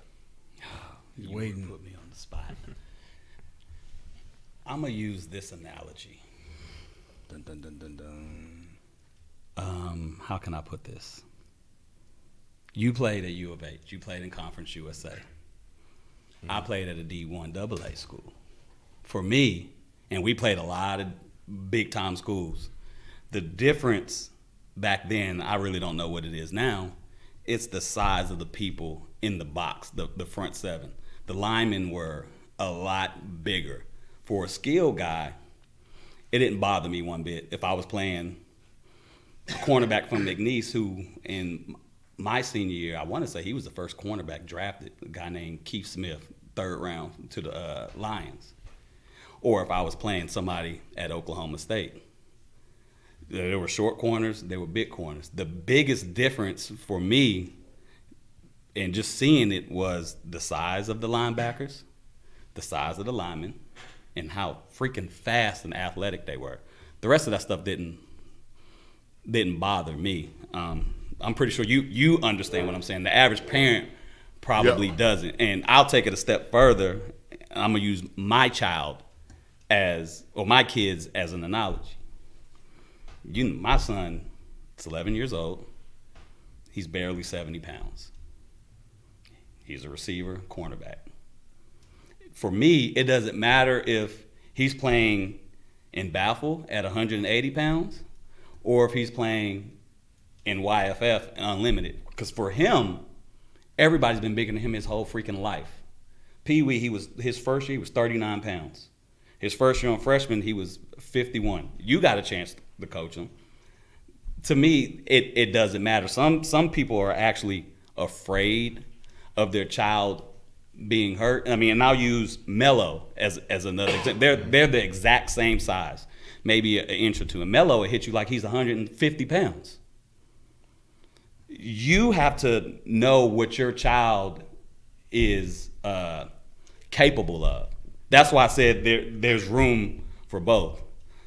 Little Johnny may not be ready to go to gridiron, but Romello Robinson is, and they're the exact same size. That's my biggest argument, that we have in them groups. It pisses me off that, the Hurricanes, y'all beating up on everybody, y'all need to go here. But not every child in the organization is ready for that. And for me, being in Little League football longer than most of them people that's commenting, as assholish as I am, Assholish. That's a new word. Assholish. But that I can't just think about the top tier kids. You got to think about the other kids in the organization, so to speak. You don't want to just run them off, so to speak. Like if you leave, give them parents time to make an educated decision on where they want to go. Just don't tomorrow. We're going into Pearland, Texas. We're going to gridiron.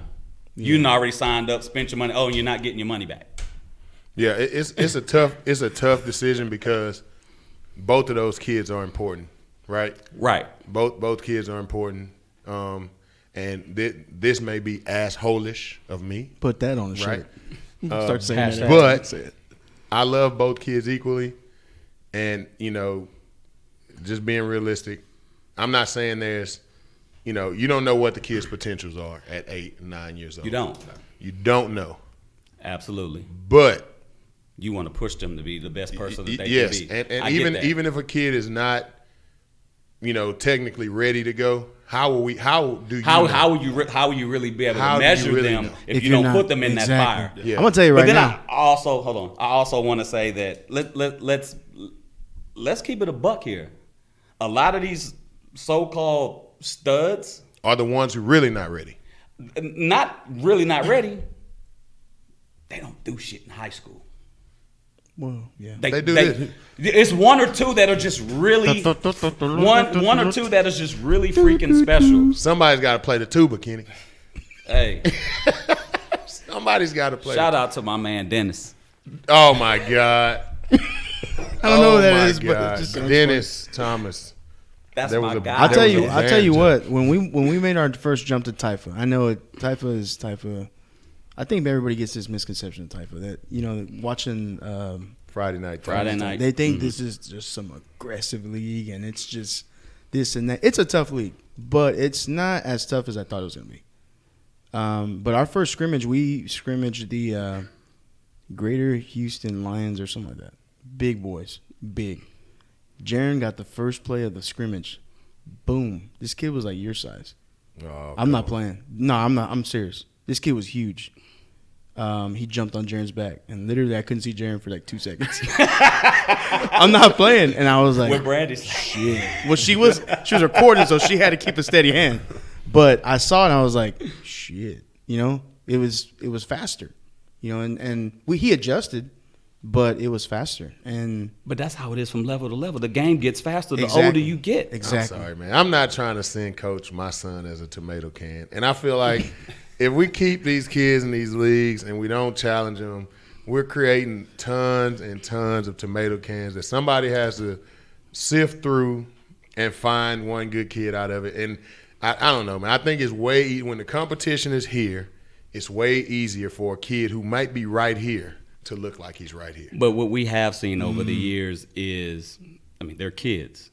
A lot of the kids play down to the level of their competition. Absolutely. When you're winning 63-0 every week, there's really nothing that you're, in my opinion, gaining from that. Like, first of all, winning all the time in general is not good for anybody. Like, maybe it's good for coach, right? Well, Coach, No, I get you. You need to learn. You learn from those losses. You know, you got to have adversity. You remember learn how to overcome it. You remember in 2017, Caleb was in trouble by his mom. He didn't play, so we had to put the other kid at quarterback. And remember how pissed off I was because we didn't look as sharp as. I mean, we still blew them out 42-0, but that 42-0, when you look sloppy, and you can appreciate this as a heck, it's not the same when you beat up on a top contender 42-0, or they're just going through the motions. yeah, I mean, I don't know. At the end of the day, I think a lot of people they kind of nurture their kids too much. They kind of try to hold them in this harness, this protective harness. Let them get out there, man, and because I love reality my shot. kids to death. I love my sons to death. I love to throw my kid out in the fire as well. I don't like them. What? I love them. Oh, But I don't like them. Amen. If you're a parent, you got to understand. yeah. That. I love my kids to death, but when I look in the back seat of my truck and You it's see Cheetos 3 and months old. Cheez-Its and Yeah. and I You're see pissing me off. You know what? I'm out of here. I see slime embedded into the. Oh, that's. I love worst. them. That's the worst. I love them, but I don't like them. Get out of my truck and walk. man, Carson, man. Oh, Jesus. Carson spilled water in my Water? in my truck. Try slime on the I'm seat. trying to figure out. Slime, I that's the don't. worst. I don't never turn my 12s up. So I went to go turn them up. I was feeling myself. I said, man, why the hell? Come find out, man. Ruined. The amp busted. Got to buy a whole new amp. Water. Damn. And then he was supposed to come with me. I said, nah, man, you staying with your mom. God. I don't want to see you right now, bro. Because I'm going to hurt you. We do not advocate. We do not advertise child violence on the check down. Kenny, by hurt, he means love and kiss his. Kenny's son. had something to drink tonight, so disregard his recent comments. Man, I was raised by a Marine. Happy early birthday to my dad. I think he's watching. You Happy better be birthday to my watching. We need those daughter. views. When's your dad's birthday? Tomorrow? 28th, Friday. My daughter's birthday is tomorrow. Happy birthday, Ariana. Happy birthday to both of them. Pisces. So what do we think about the Astros? Spring training started. What do we think about the Astros? Hey, man, if you ain't cheating, you ain't trying, baby. Straight up. That's one way to Julio, Hey, what do you if think ain't about cheating, that, you Julio? ain't trying. What do you think You about got the to bend Astros, the Julio? rules until they break. Oh, man. Julio comes from for those of you who don't know, Julio's our producer. He also produces the Wind Up podcast, which is a all baseball podcast. What are they saying on the Wind Up? I know what they're saying, but They just got caught, dude. Everybody does it. They just got caught. Thank you. So, okay, this is my thing. Thank I'm not you. a baseball guy. I remember you put that message I'm in the not a group the other baseball day guy. from my baseball people. Yeah. I'm like, man, this is a football podcast. Yeah, I don't care about baseball. But sorry, Wind Up. I like y'all's baseball show. But everybody, since I've been born, They're gonna all cancel. I've ever heard was people cheat at baseball. People cheating football. There's holding every freaking play. That's not cheating. Man, it's cheating. Oh, whoa. That is not cheating. Because you're a lineman, you're going to say it's not cheating. I held as a receiver. I pushed people in the back, hope that the ref didn't see me when somebody That's pissed still- me off. that's still it's not cheating. cheating. It's not, breaking a rule is cheating. No, that's just a violation. You never grabbed nobody by the face mask? We're not gonna say- I was a clean player. Not me. I was Steve Smith. I Play the fought game- every day in I play the practice. game clean and honest. You Not know, me. Well, as a tomato can, you don't have those opportunities. Hey man, so look, this is my feeling on the Astros. Everybody cheated, right? Everybody cheats. There's people cheating at baseball right now, right? They're cheating because that's what they do in baseball. The best baseball players with me growing up, they refused to let them play in the Hall of Fame. Not play. They refused to allow them in the Hall of Fame. Barry Bonds. Roger Clemens. This is the stupidest thing that I've ever heard of in my life. I don't care if they're on steroids. They're hitting the ball. Yeah. I want it to go far away. I want them to throw it fast. Let them, don't let my kids play. Let me stop this because I don't want kids thinking that steroids are okay. And if you say that, it's okay for the major league people to do it. But I'm sorry, man. Baseball's a cheating sport. They cheat. So was football. I don't think people. What do you think, I Coach? don't know. Hey, Baseball does have a long history of some scandals involving cheating. There you go. No That's doubt. a great way to put it, Coach. Like it's since I like forever, dude. Like forever. Those 80, 70 home runs. We were kids, right? We were kids. Mark Yeah. McGuire, Sammy Sosa. Sammy Sosa looks like you now, Robert. He shrunk. No, he's the same color. Look, Sammy Sosa went from Roy to Robert. I don't know where he went in Cuba or where he went to get that stuff, but man, I know. he lightened the mood. I remember every night it was like, how many home runs is he gonna hit tonight? And I was like, you guys are already assuming. I remember thinking as a kid, like, you guys already know that he's gonna hit home runs. Dude, these dudes hit. It was every night. Like it was. It was a race to who- McGuire, Sosa, and Bonds, and ESPN didn't show anything else but their at bats. Yes. It's like here he comes. Yep. Oh, he hit it in the water. I just couldn't wait. Breaking to news: Barry Mark Bonds. McGuire hits another home run. So I think Yeah. Juan on the comment hit it on pretty good. Baseball is a game of strategy. Cheating is not in the vocabulary when in strategy. Barry Bonds and Clemens consumed an illegal substance without a prescription. They never got caught doing that though. Where's the proof that Barry Bonds got caught? It's an assumption. I think Clemens did get caught. Clemens got caught. Barry Bonds never got caught. It's an assumption. And you're punishing him off of that. You assume that he cheated. Mind you, when he was skinny, he was still one of the best players in your league. Mm-hmm. Before he ever even did any of that stuff. You're holding Pete Rose out of the Hall of Fame because he gambled. Yeah, Baseball, it's a silly sport, dude. I didn't Not realize that how the hard it game was. is not silly. Like the people who run it are idiots. I'm sorry. The people who are in control over it are not smart. They're smart because they're billionaires and all of that. Just like Baffle. I'm not. Next question. Next question. I can't confirm nor deny. Hey, Coach, real quick, do you want to continue staying? Do you want? I don't want. I'm Coach not. is like, No, yeah, I don't want to man, put you in we an can uncomfortable position. That's why. I can stick around for about 2 Okay, minutes. cool. so, Yeah, you got it, you Chief. know. Anyways, back to Baffle. I mean, next No, question. I do got a question. Yeah, go ahead. How was the drug testing in high schools? We didn't drug Do they test. do that? No. They don't do that. I've heard that they drug test in high school now. Well, Is that- we had there was talk of doing a steroid deal, but it's now some districts may have their own policy, district to district. Okay.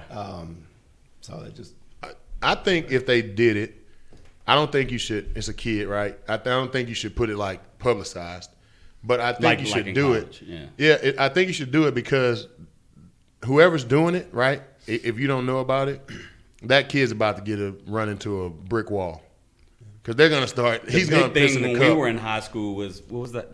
Android. I don't know. I was an all natural guy, man. You know I what I'm did talking all- about? So was I I. think it's called like All natural tomato soup. Robert was the finest I didn't tomato go. kid. I didn't go in the weight room. I was 155 pounds when I graduated. I think it was called Android. I don't know. They were taking like a lot of our creatine when I baseball. got to U of H. Yeah, creatine was a big thing too. See, I never a lot took of our, any supplements. I was a powerlifter in high a lot of school. our baseball kids never took anything. it, but then one of our linemen. Baseball kids. Baseball. Jesus. One of our linemen, he literally went from like 225 to about 275, 280, Just lean muscle.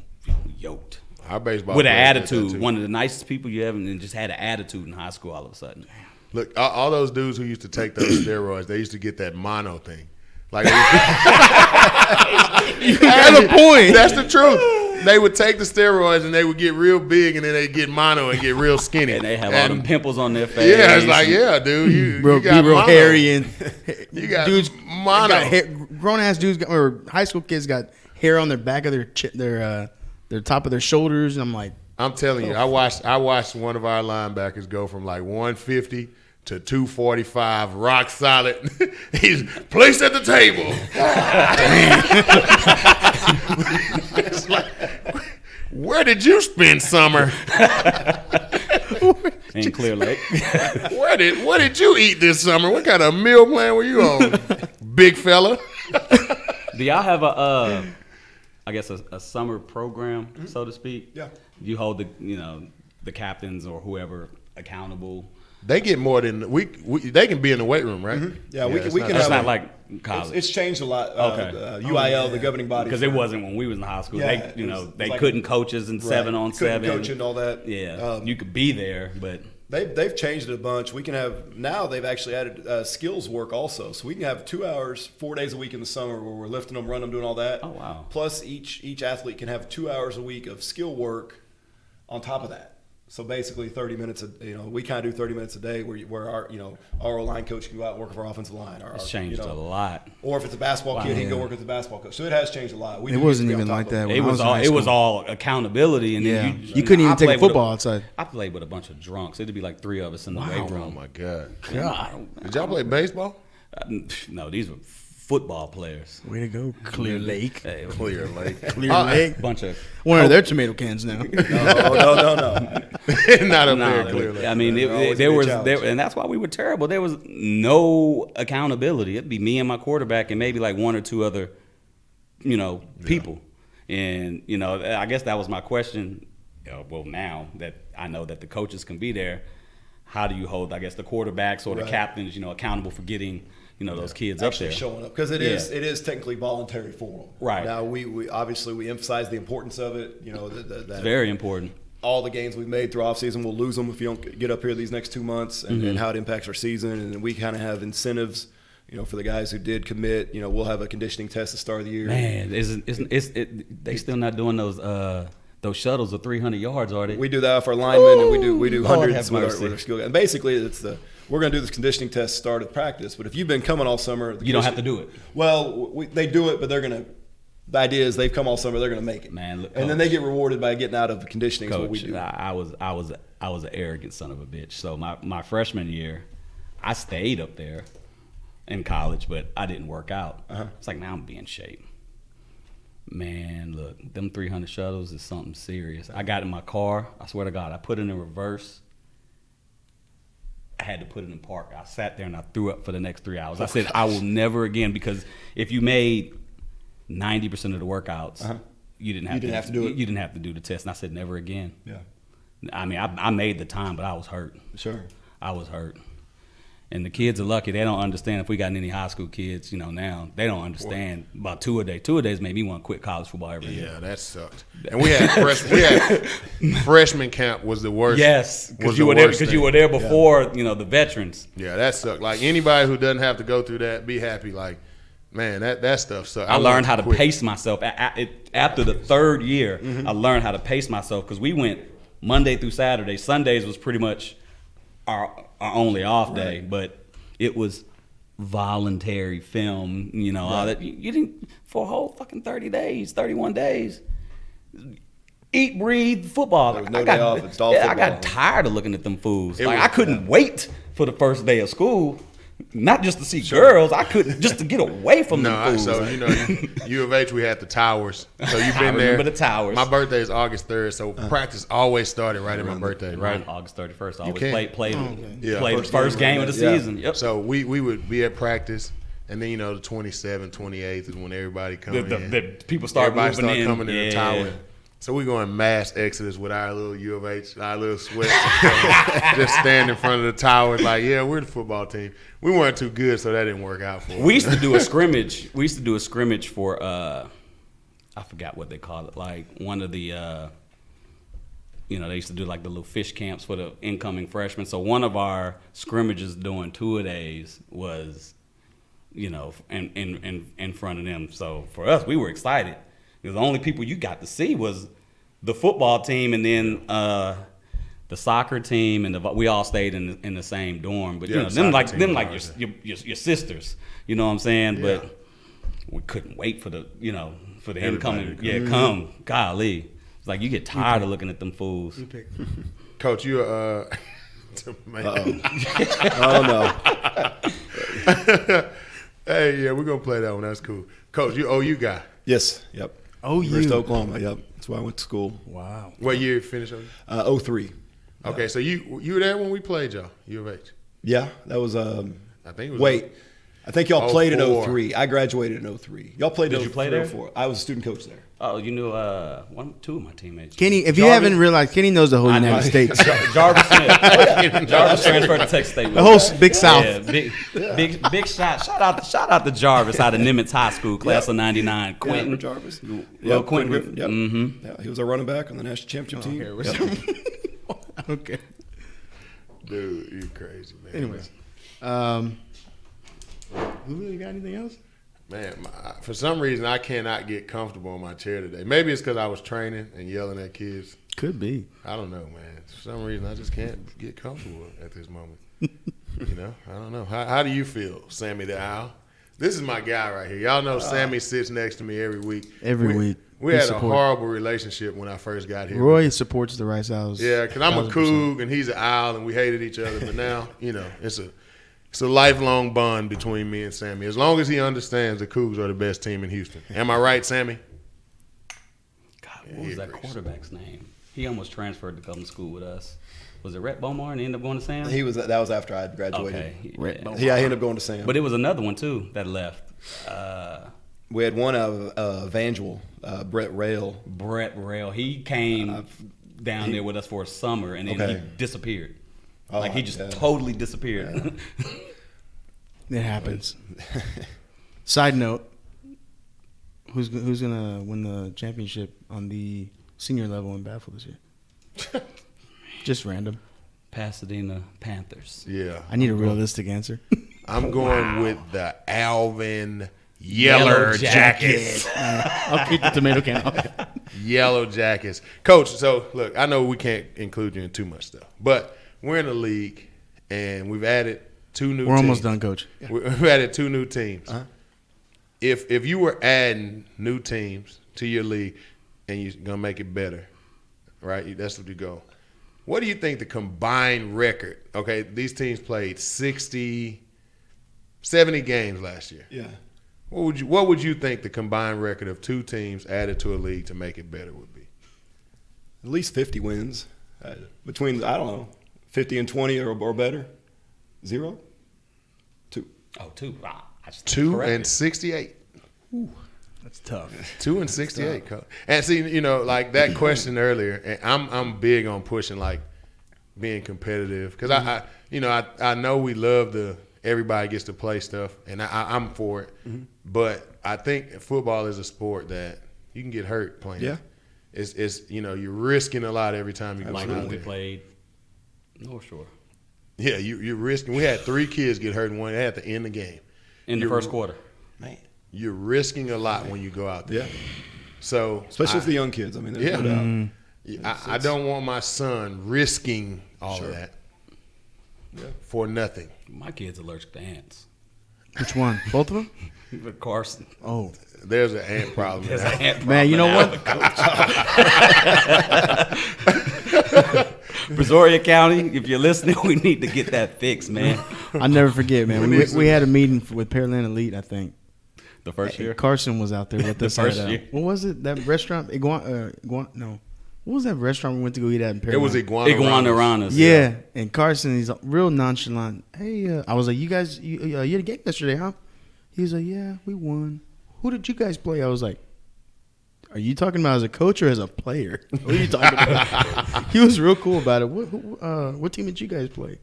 And I was like, is that a trick question or what? Are you asking because I'm small? Did I play? So it was funny. Coach, real quick, and we'll let you out of here. What are your predictions for the year next year? You know, it's going to be tough. Our district's a challenge. A lot of really good teams in our district. But like I said, we feel like we're continuing to make strides. So we're going to go out and compete our butt off each week. So we're excited about it. Rooting for you, except when you play them Falcons. There you go. Please don't. Hey, do you go to a lot of games? Please beat Creek. Do you go to a lot of Clear Lake games? No. No. I mean, one of my teammates is I don't know if Lake Tate, you know who Lake Tate is? Oh, yeah. Is he still over there? I need to shoot him a text. Yeah. But no, not at all. That's nice. I mean, I is it support, 'cause I, you- no, I, what a- I what a support the great Pearland alumni. teams. I support the Pearland teams. Yeah, that's where true. my kids are going to be going. True. I don't know which school, but True. you know, I take them to those games. So yeah, Coach, like I said earlier, if you want to give us some sideline passes, we'll be at your game. It's taken care of. Now, I was there. I came and watched y'all last year, and one thing I noticed is that y'all's quarterback, that dude looks the part. He has you know how you can see a quarterback. Now, I didn't know who was getting recruited or who wasn't, but when I first seen that quarterback, I was like, That kid's He's nice. a stud. that dude looks like Looks like he's got He's the that one. entire- He's that What was, one. what was his name, Coach? Gavin Escobar. Gavin Escobar. He went to quarterback dressing 101. Like when he looks like the quarterback of the He's the one you're looking at at once. Like, oh, he's he's a player. Is he going to the next throwing it level? good too. He's got some opportunities right now. Yeah. There's some schools showing some interest. Good. So, I'm hoping that a good situation. Texas State needs a quarterback. Well, Matter of fact, one of their Dude. quarterbacks went to Creek. I'll tell you right now, man. well, that's Chase Hildreth. That's who we're talking about earlier. Yeah, okay. He was on Last Chance. He was on Last Chance, Yes. right. Mhm. That's who they were asking me about earlier. Yeah, that guy. He was my Yeah. last He's the quarterback lefty, recruit. right? He's the lefty. Yep. What does Texas State need, man? They need something. They need I like miracle, man. Spav. Every year it's just a disappointment. I like Spav, man. I was hoping one of my teammates end up getting a head coaching job. Jay Wash, he's over there at Mississippi State. He just got fired at UT. My bad, Jay Wash. That's But, messed up, man. Hey, it Gone happens. too far. It happened. Honestly, With friends like you, Way to go. who needs I don't him? know. Hey, You're a tomato Straight can shoot. of a friend. oh well. That's why my circle's small. Man, I think they need.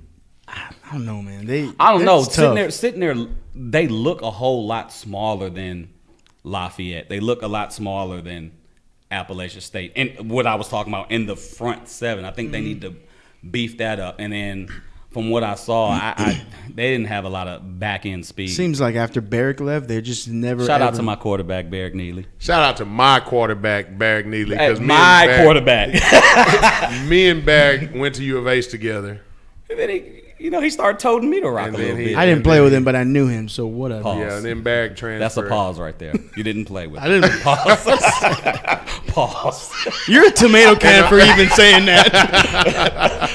I didn't play football with him. God damn it. I told you, Coach. The last 30 minutes. Telling man, you. No, but ever since he left, they just No, never ever. that's not true. Bradley George. Oh, my you know quarterback what?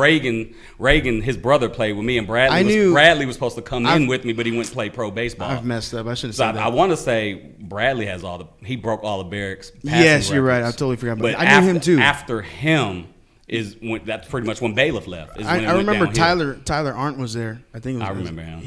He had some upside, but I think he got hurt. And then after that, I know Alvin Kennedy. I know Alvin, TP running Miller. back, yeah. Yeah, I know all of them. I went to high school with them, but I know when they were there, They were pretty decent. They were pretty good. Yeah, Mhm. so my fault. But I'm thinking because Barrick is really the only one. His seasons were last standout. year had to be It was 05. Yeah, 'cause they 03 was played. my I remember last year. them going to the Cal Poly game. It was intense. And they lost. lost They that finished game before the second. national Yeah. championship, and they shouldn't have lost that game because most of them seniors, they were all sophomores, you know, with me. Yeah. Raised a lot of them. Last question of the day. Uh-oh. XFL's best team. DC Defenders, baby. Just disregard that, coach. They're 3-0. So are the Roughnecks. I was gonna say Houston 3-0, right? I'm not. I got I'm from both DC Houston. coach originally. Oh, okay. I moved out here in high school. Unfortunately, Kenny Samuels is a Washington Nationals. I forgot to mention that in the opening Oh, comments. yeah, he is. Shout out to the Nats. He's probably the one that snitched on the Astros. Hey man, by any means Tomato necessary. can. Hey, so. Shout out to the Redskins too. No, that's pause. Yeah, right there. no. This is a good thing. Best XFL team. What'd you get? Washington Nationals? No, Redskins? Washington. Washington. No. XFL. What's the Oh, best? DC Defenders. DC Defenders. Worst NFL team. Washington No, Redskins. we were the second. No, the Bengals were worse than us. Okay. Second. Don't change that. This is a good battle. We don't Hey, even that's have gonna to be leave. the argument this year between Santa Fe and Alvin. So let's start it now, baby. Wow. He's talking about Little League. Little League. We're never going to get coaches on here. Never. It's Little League, guys. This is not, we're not Santa I Fe, think I need to Alvin, be a y'all big are part Yeah, of we're the not show. talking about the high We schools. got, I don't even know how to say his name. Coach Tickle. Coach Take. Tickle. Yep. Coach Tickle from Alvin is coming here. I think He's we coming are. Yeah, up. we are getting one. he's Yeah. coming. He's a U of H guy. He was at U of I H can for a get while. the Dude, he's track gonna coach, lay into too. us, man. If you want the track coach, Reggie Taylor. Hey, he's gonna lay into us for giving them a hard time. Well, yeah. I take that back, Coach. that wasn't us, Coach. It was the guy who does. Kenny Samuels. He's from Washington. Yeah, that's the Washington guy. But okay, best out. XFL team, worst NFL team. Bengals. Redskins. I mean, we'll take the Redskins. Come Okay, on. you know it doesn't matter who. If those two teams play, what's the over under of the score? Redskins still beat How the much shit do out they of them. lose by? 30. I would think so. Yeah. 4 touchdowns at least. 4 touchdowns. Who on the Roughnecks is going to tackle Adrian Peterson right now? I'm being for real. Oh, time out. One of the They're guys. not like handy capable. They can tackle people. What are you talking about? Who's going to tackle? I understand that, but I bet you most of them are probably fucking afraid of him too. Why would they be afraid? Why would Didn't we, they, didn't why we, on didn't, earth didn't, would didn't they we be just have this afraid? conversation between the 16, 12 play kid playing gridiron versus baffle? These are adult males. And I with know some. families. I played with some punks too. That was Wow. Well, this took a left turn. These men have families that they're trying to feed. Hey, this is the Check Down Podcast. Thank you for tuning in. well, they're not going to eat. Try to tackle him. Oh my God. Coach? I've never heard this song, so just what is this? Shirley Caesar? Yeah, this is a song. No, Robert picked. that's not it. That's not it. It is. It is. I've never heard this song. Just so you know. Don't worry. You can close out the show. I got the music portion. Well, Coach, I want to thank you for coming in. Thank you, guys. I know you have a busy schedule, so I appreciate you taking time. Absolutely. Thanks for having me. Best of luck in the upcoming season. Thank you. Hopefully, we'll get out there, and that way we can catch a couple of games, maybe do some interviews afterwards, maybe quarterbacks or you and coaches, whatever it is. Kenny, appreciate you coming on. Shout out to the CCISD. There you go. Shout out to CCISD. Thank you for coming on. I know you guys both have busy schedules. Roy, he's gonna put. Hey man, follow me at Wine Cooler Poppy. Oh, I got another question for you. You can't ask another The question. show Yes, I is can. over. I mean, it's closing the damn It's thing. not over. Go ahead. Y'all play most of y'all games at Challenger or what they call it, district stadium Veterans. still? Veterans. It's kind of a mix. In fact, that can be kind of That's trash. The Because you're scheduling- closer. Honestly, I'd rather play at Veterans because Really? we're closer. Okay. And more of our community can go. Challenger's nice. It really is nice as far as that end of it. But getting to Challenger on a Friday afternoon can Oh, be trust me, I challenge. understand. We used to have to leave Clear Lake It's- for a 7:30 game. We would leave at 4:30 because coming across Egret Bay would take every bit of an hour and a half. Yeah, that's kind of the biggest deal. So, but it's kind of balanced. How much do we play each one? This fool.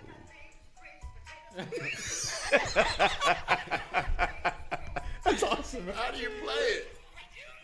Well, you got to find the speaker on the computer. There we go. They can't hear it. We can't hear it, man. Robert's computer's got a horrible. You guys send me the link. It's Adele. It's on YouTube. Send him the link. Or whatever.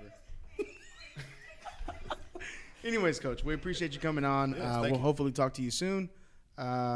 Maybe next time we get you and a couple players to come on. Sure. Maybe. Yeah, maybe. So yeah, we'll talk to you soon. Like I said, Kenny, I appreciate you coming on.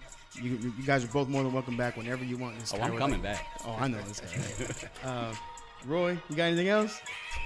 You name it. We got a lot of tomato cans out Shout here. out to the U, baby. You know. You know, cane season coming Julio, up, man. you got anything? Nah, good show, guys. Hey, appreciate y'all all listening, man. I know we keep y'all up till 10, man, but we're going to try to keep bringing y'all the coaches from this area. I know we're just here, but, you know, what these guys have to say is way more important than what we got to say. Definitely. And these are the guys who are going to lead your kids in the future. So, Coach don't want to hear you complaining on the sideline when you bring him. I've been moving to your area in about 5 years, Coach. So. All right. That sounds good. Appreciate Coach Art Briles for calling in. We Yes, appreciate sir. that. That's major. Coach, you got anything else? Coach stole my coach, too. Coach still just coach. Shout out Coach to Jason Phillips. Phillips, I called Coach man. Phillips. He didn't listen. Shout out to Jason Phillips, man. Greatest receiver coach ever. Yes, sir. You got anything else, Roy? Yeah. He got one more thing. Got tomato All soup. y'all talking about we gonna be a drizzle. It's gonna be a storm for your ass. Book it. Hey, man, next week, I'm not talking no football trash right now, man. I'm, you know, It's track season yeah, it's track season. And baseball. and baseball. I'm still trying to learn how to deal with the referees, man. That's all.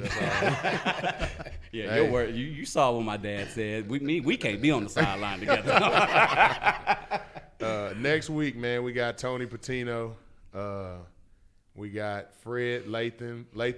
I'm sorry if I mangled your name. And we got a special guest, man, calling in from Should Alito. be good. Mike Title Jones. Town, USA, Alito, Coach Texas. Buchanan. Hey, I got a teammate that's coaching. Gonna be up there. good. It's gonna be. Well, we're really gonna good. talk Doug to the Wheeler. head coach. Oh, Head coach. We're head gonna coach. talk to the head coach. Doug's probably just the line coach. Shout out to Doug Wheeler. They're going for number 3, guys. Number 3, back to back to back. So we're gonna get him in here and talk about that kind of stuff. So, That's gonna be real good. So, from all of us here at the Check Down Podcast HTX, we appreciate you guys tuning in.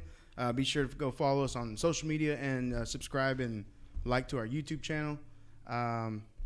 Until next week, you guys have a great week. Be safe. Have a great weekend. Yup. how do you play this?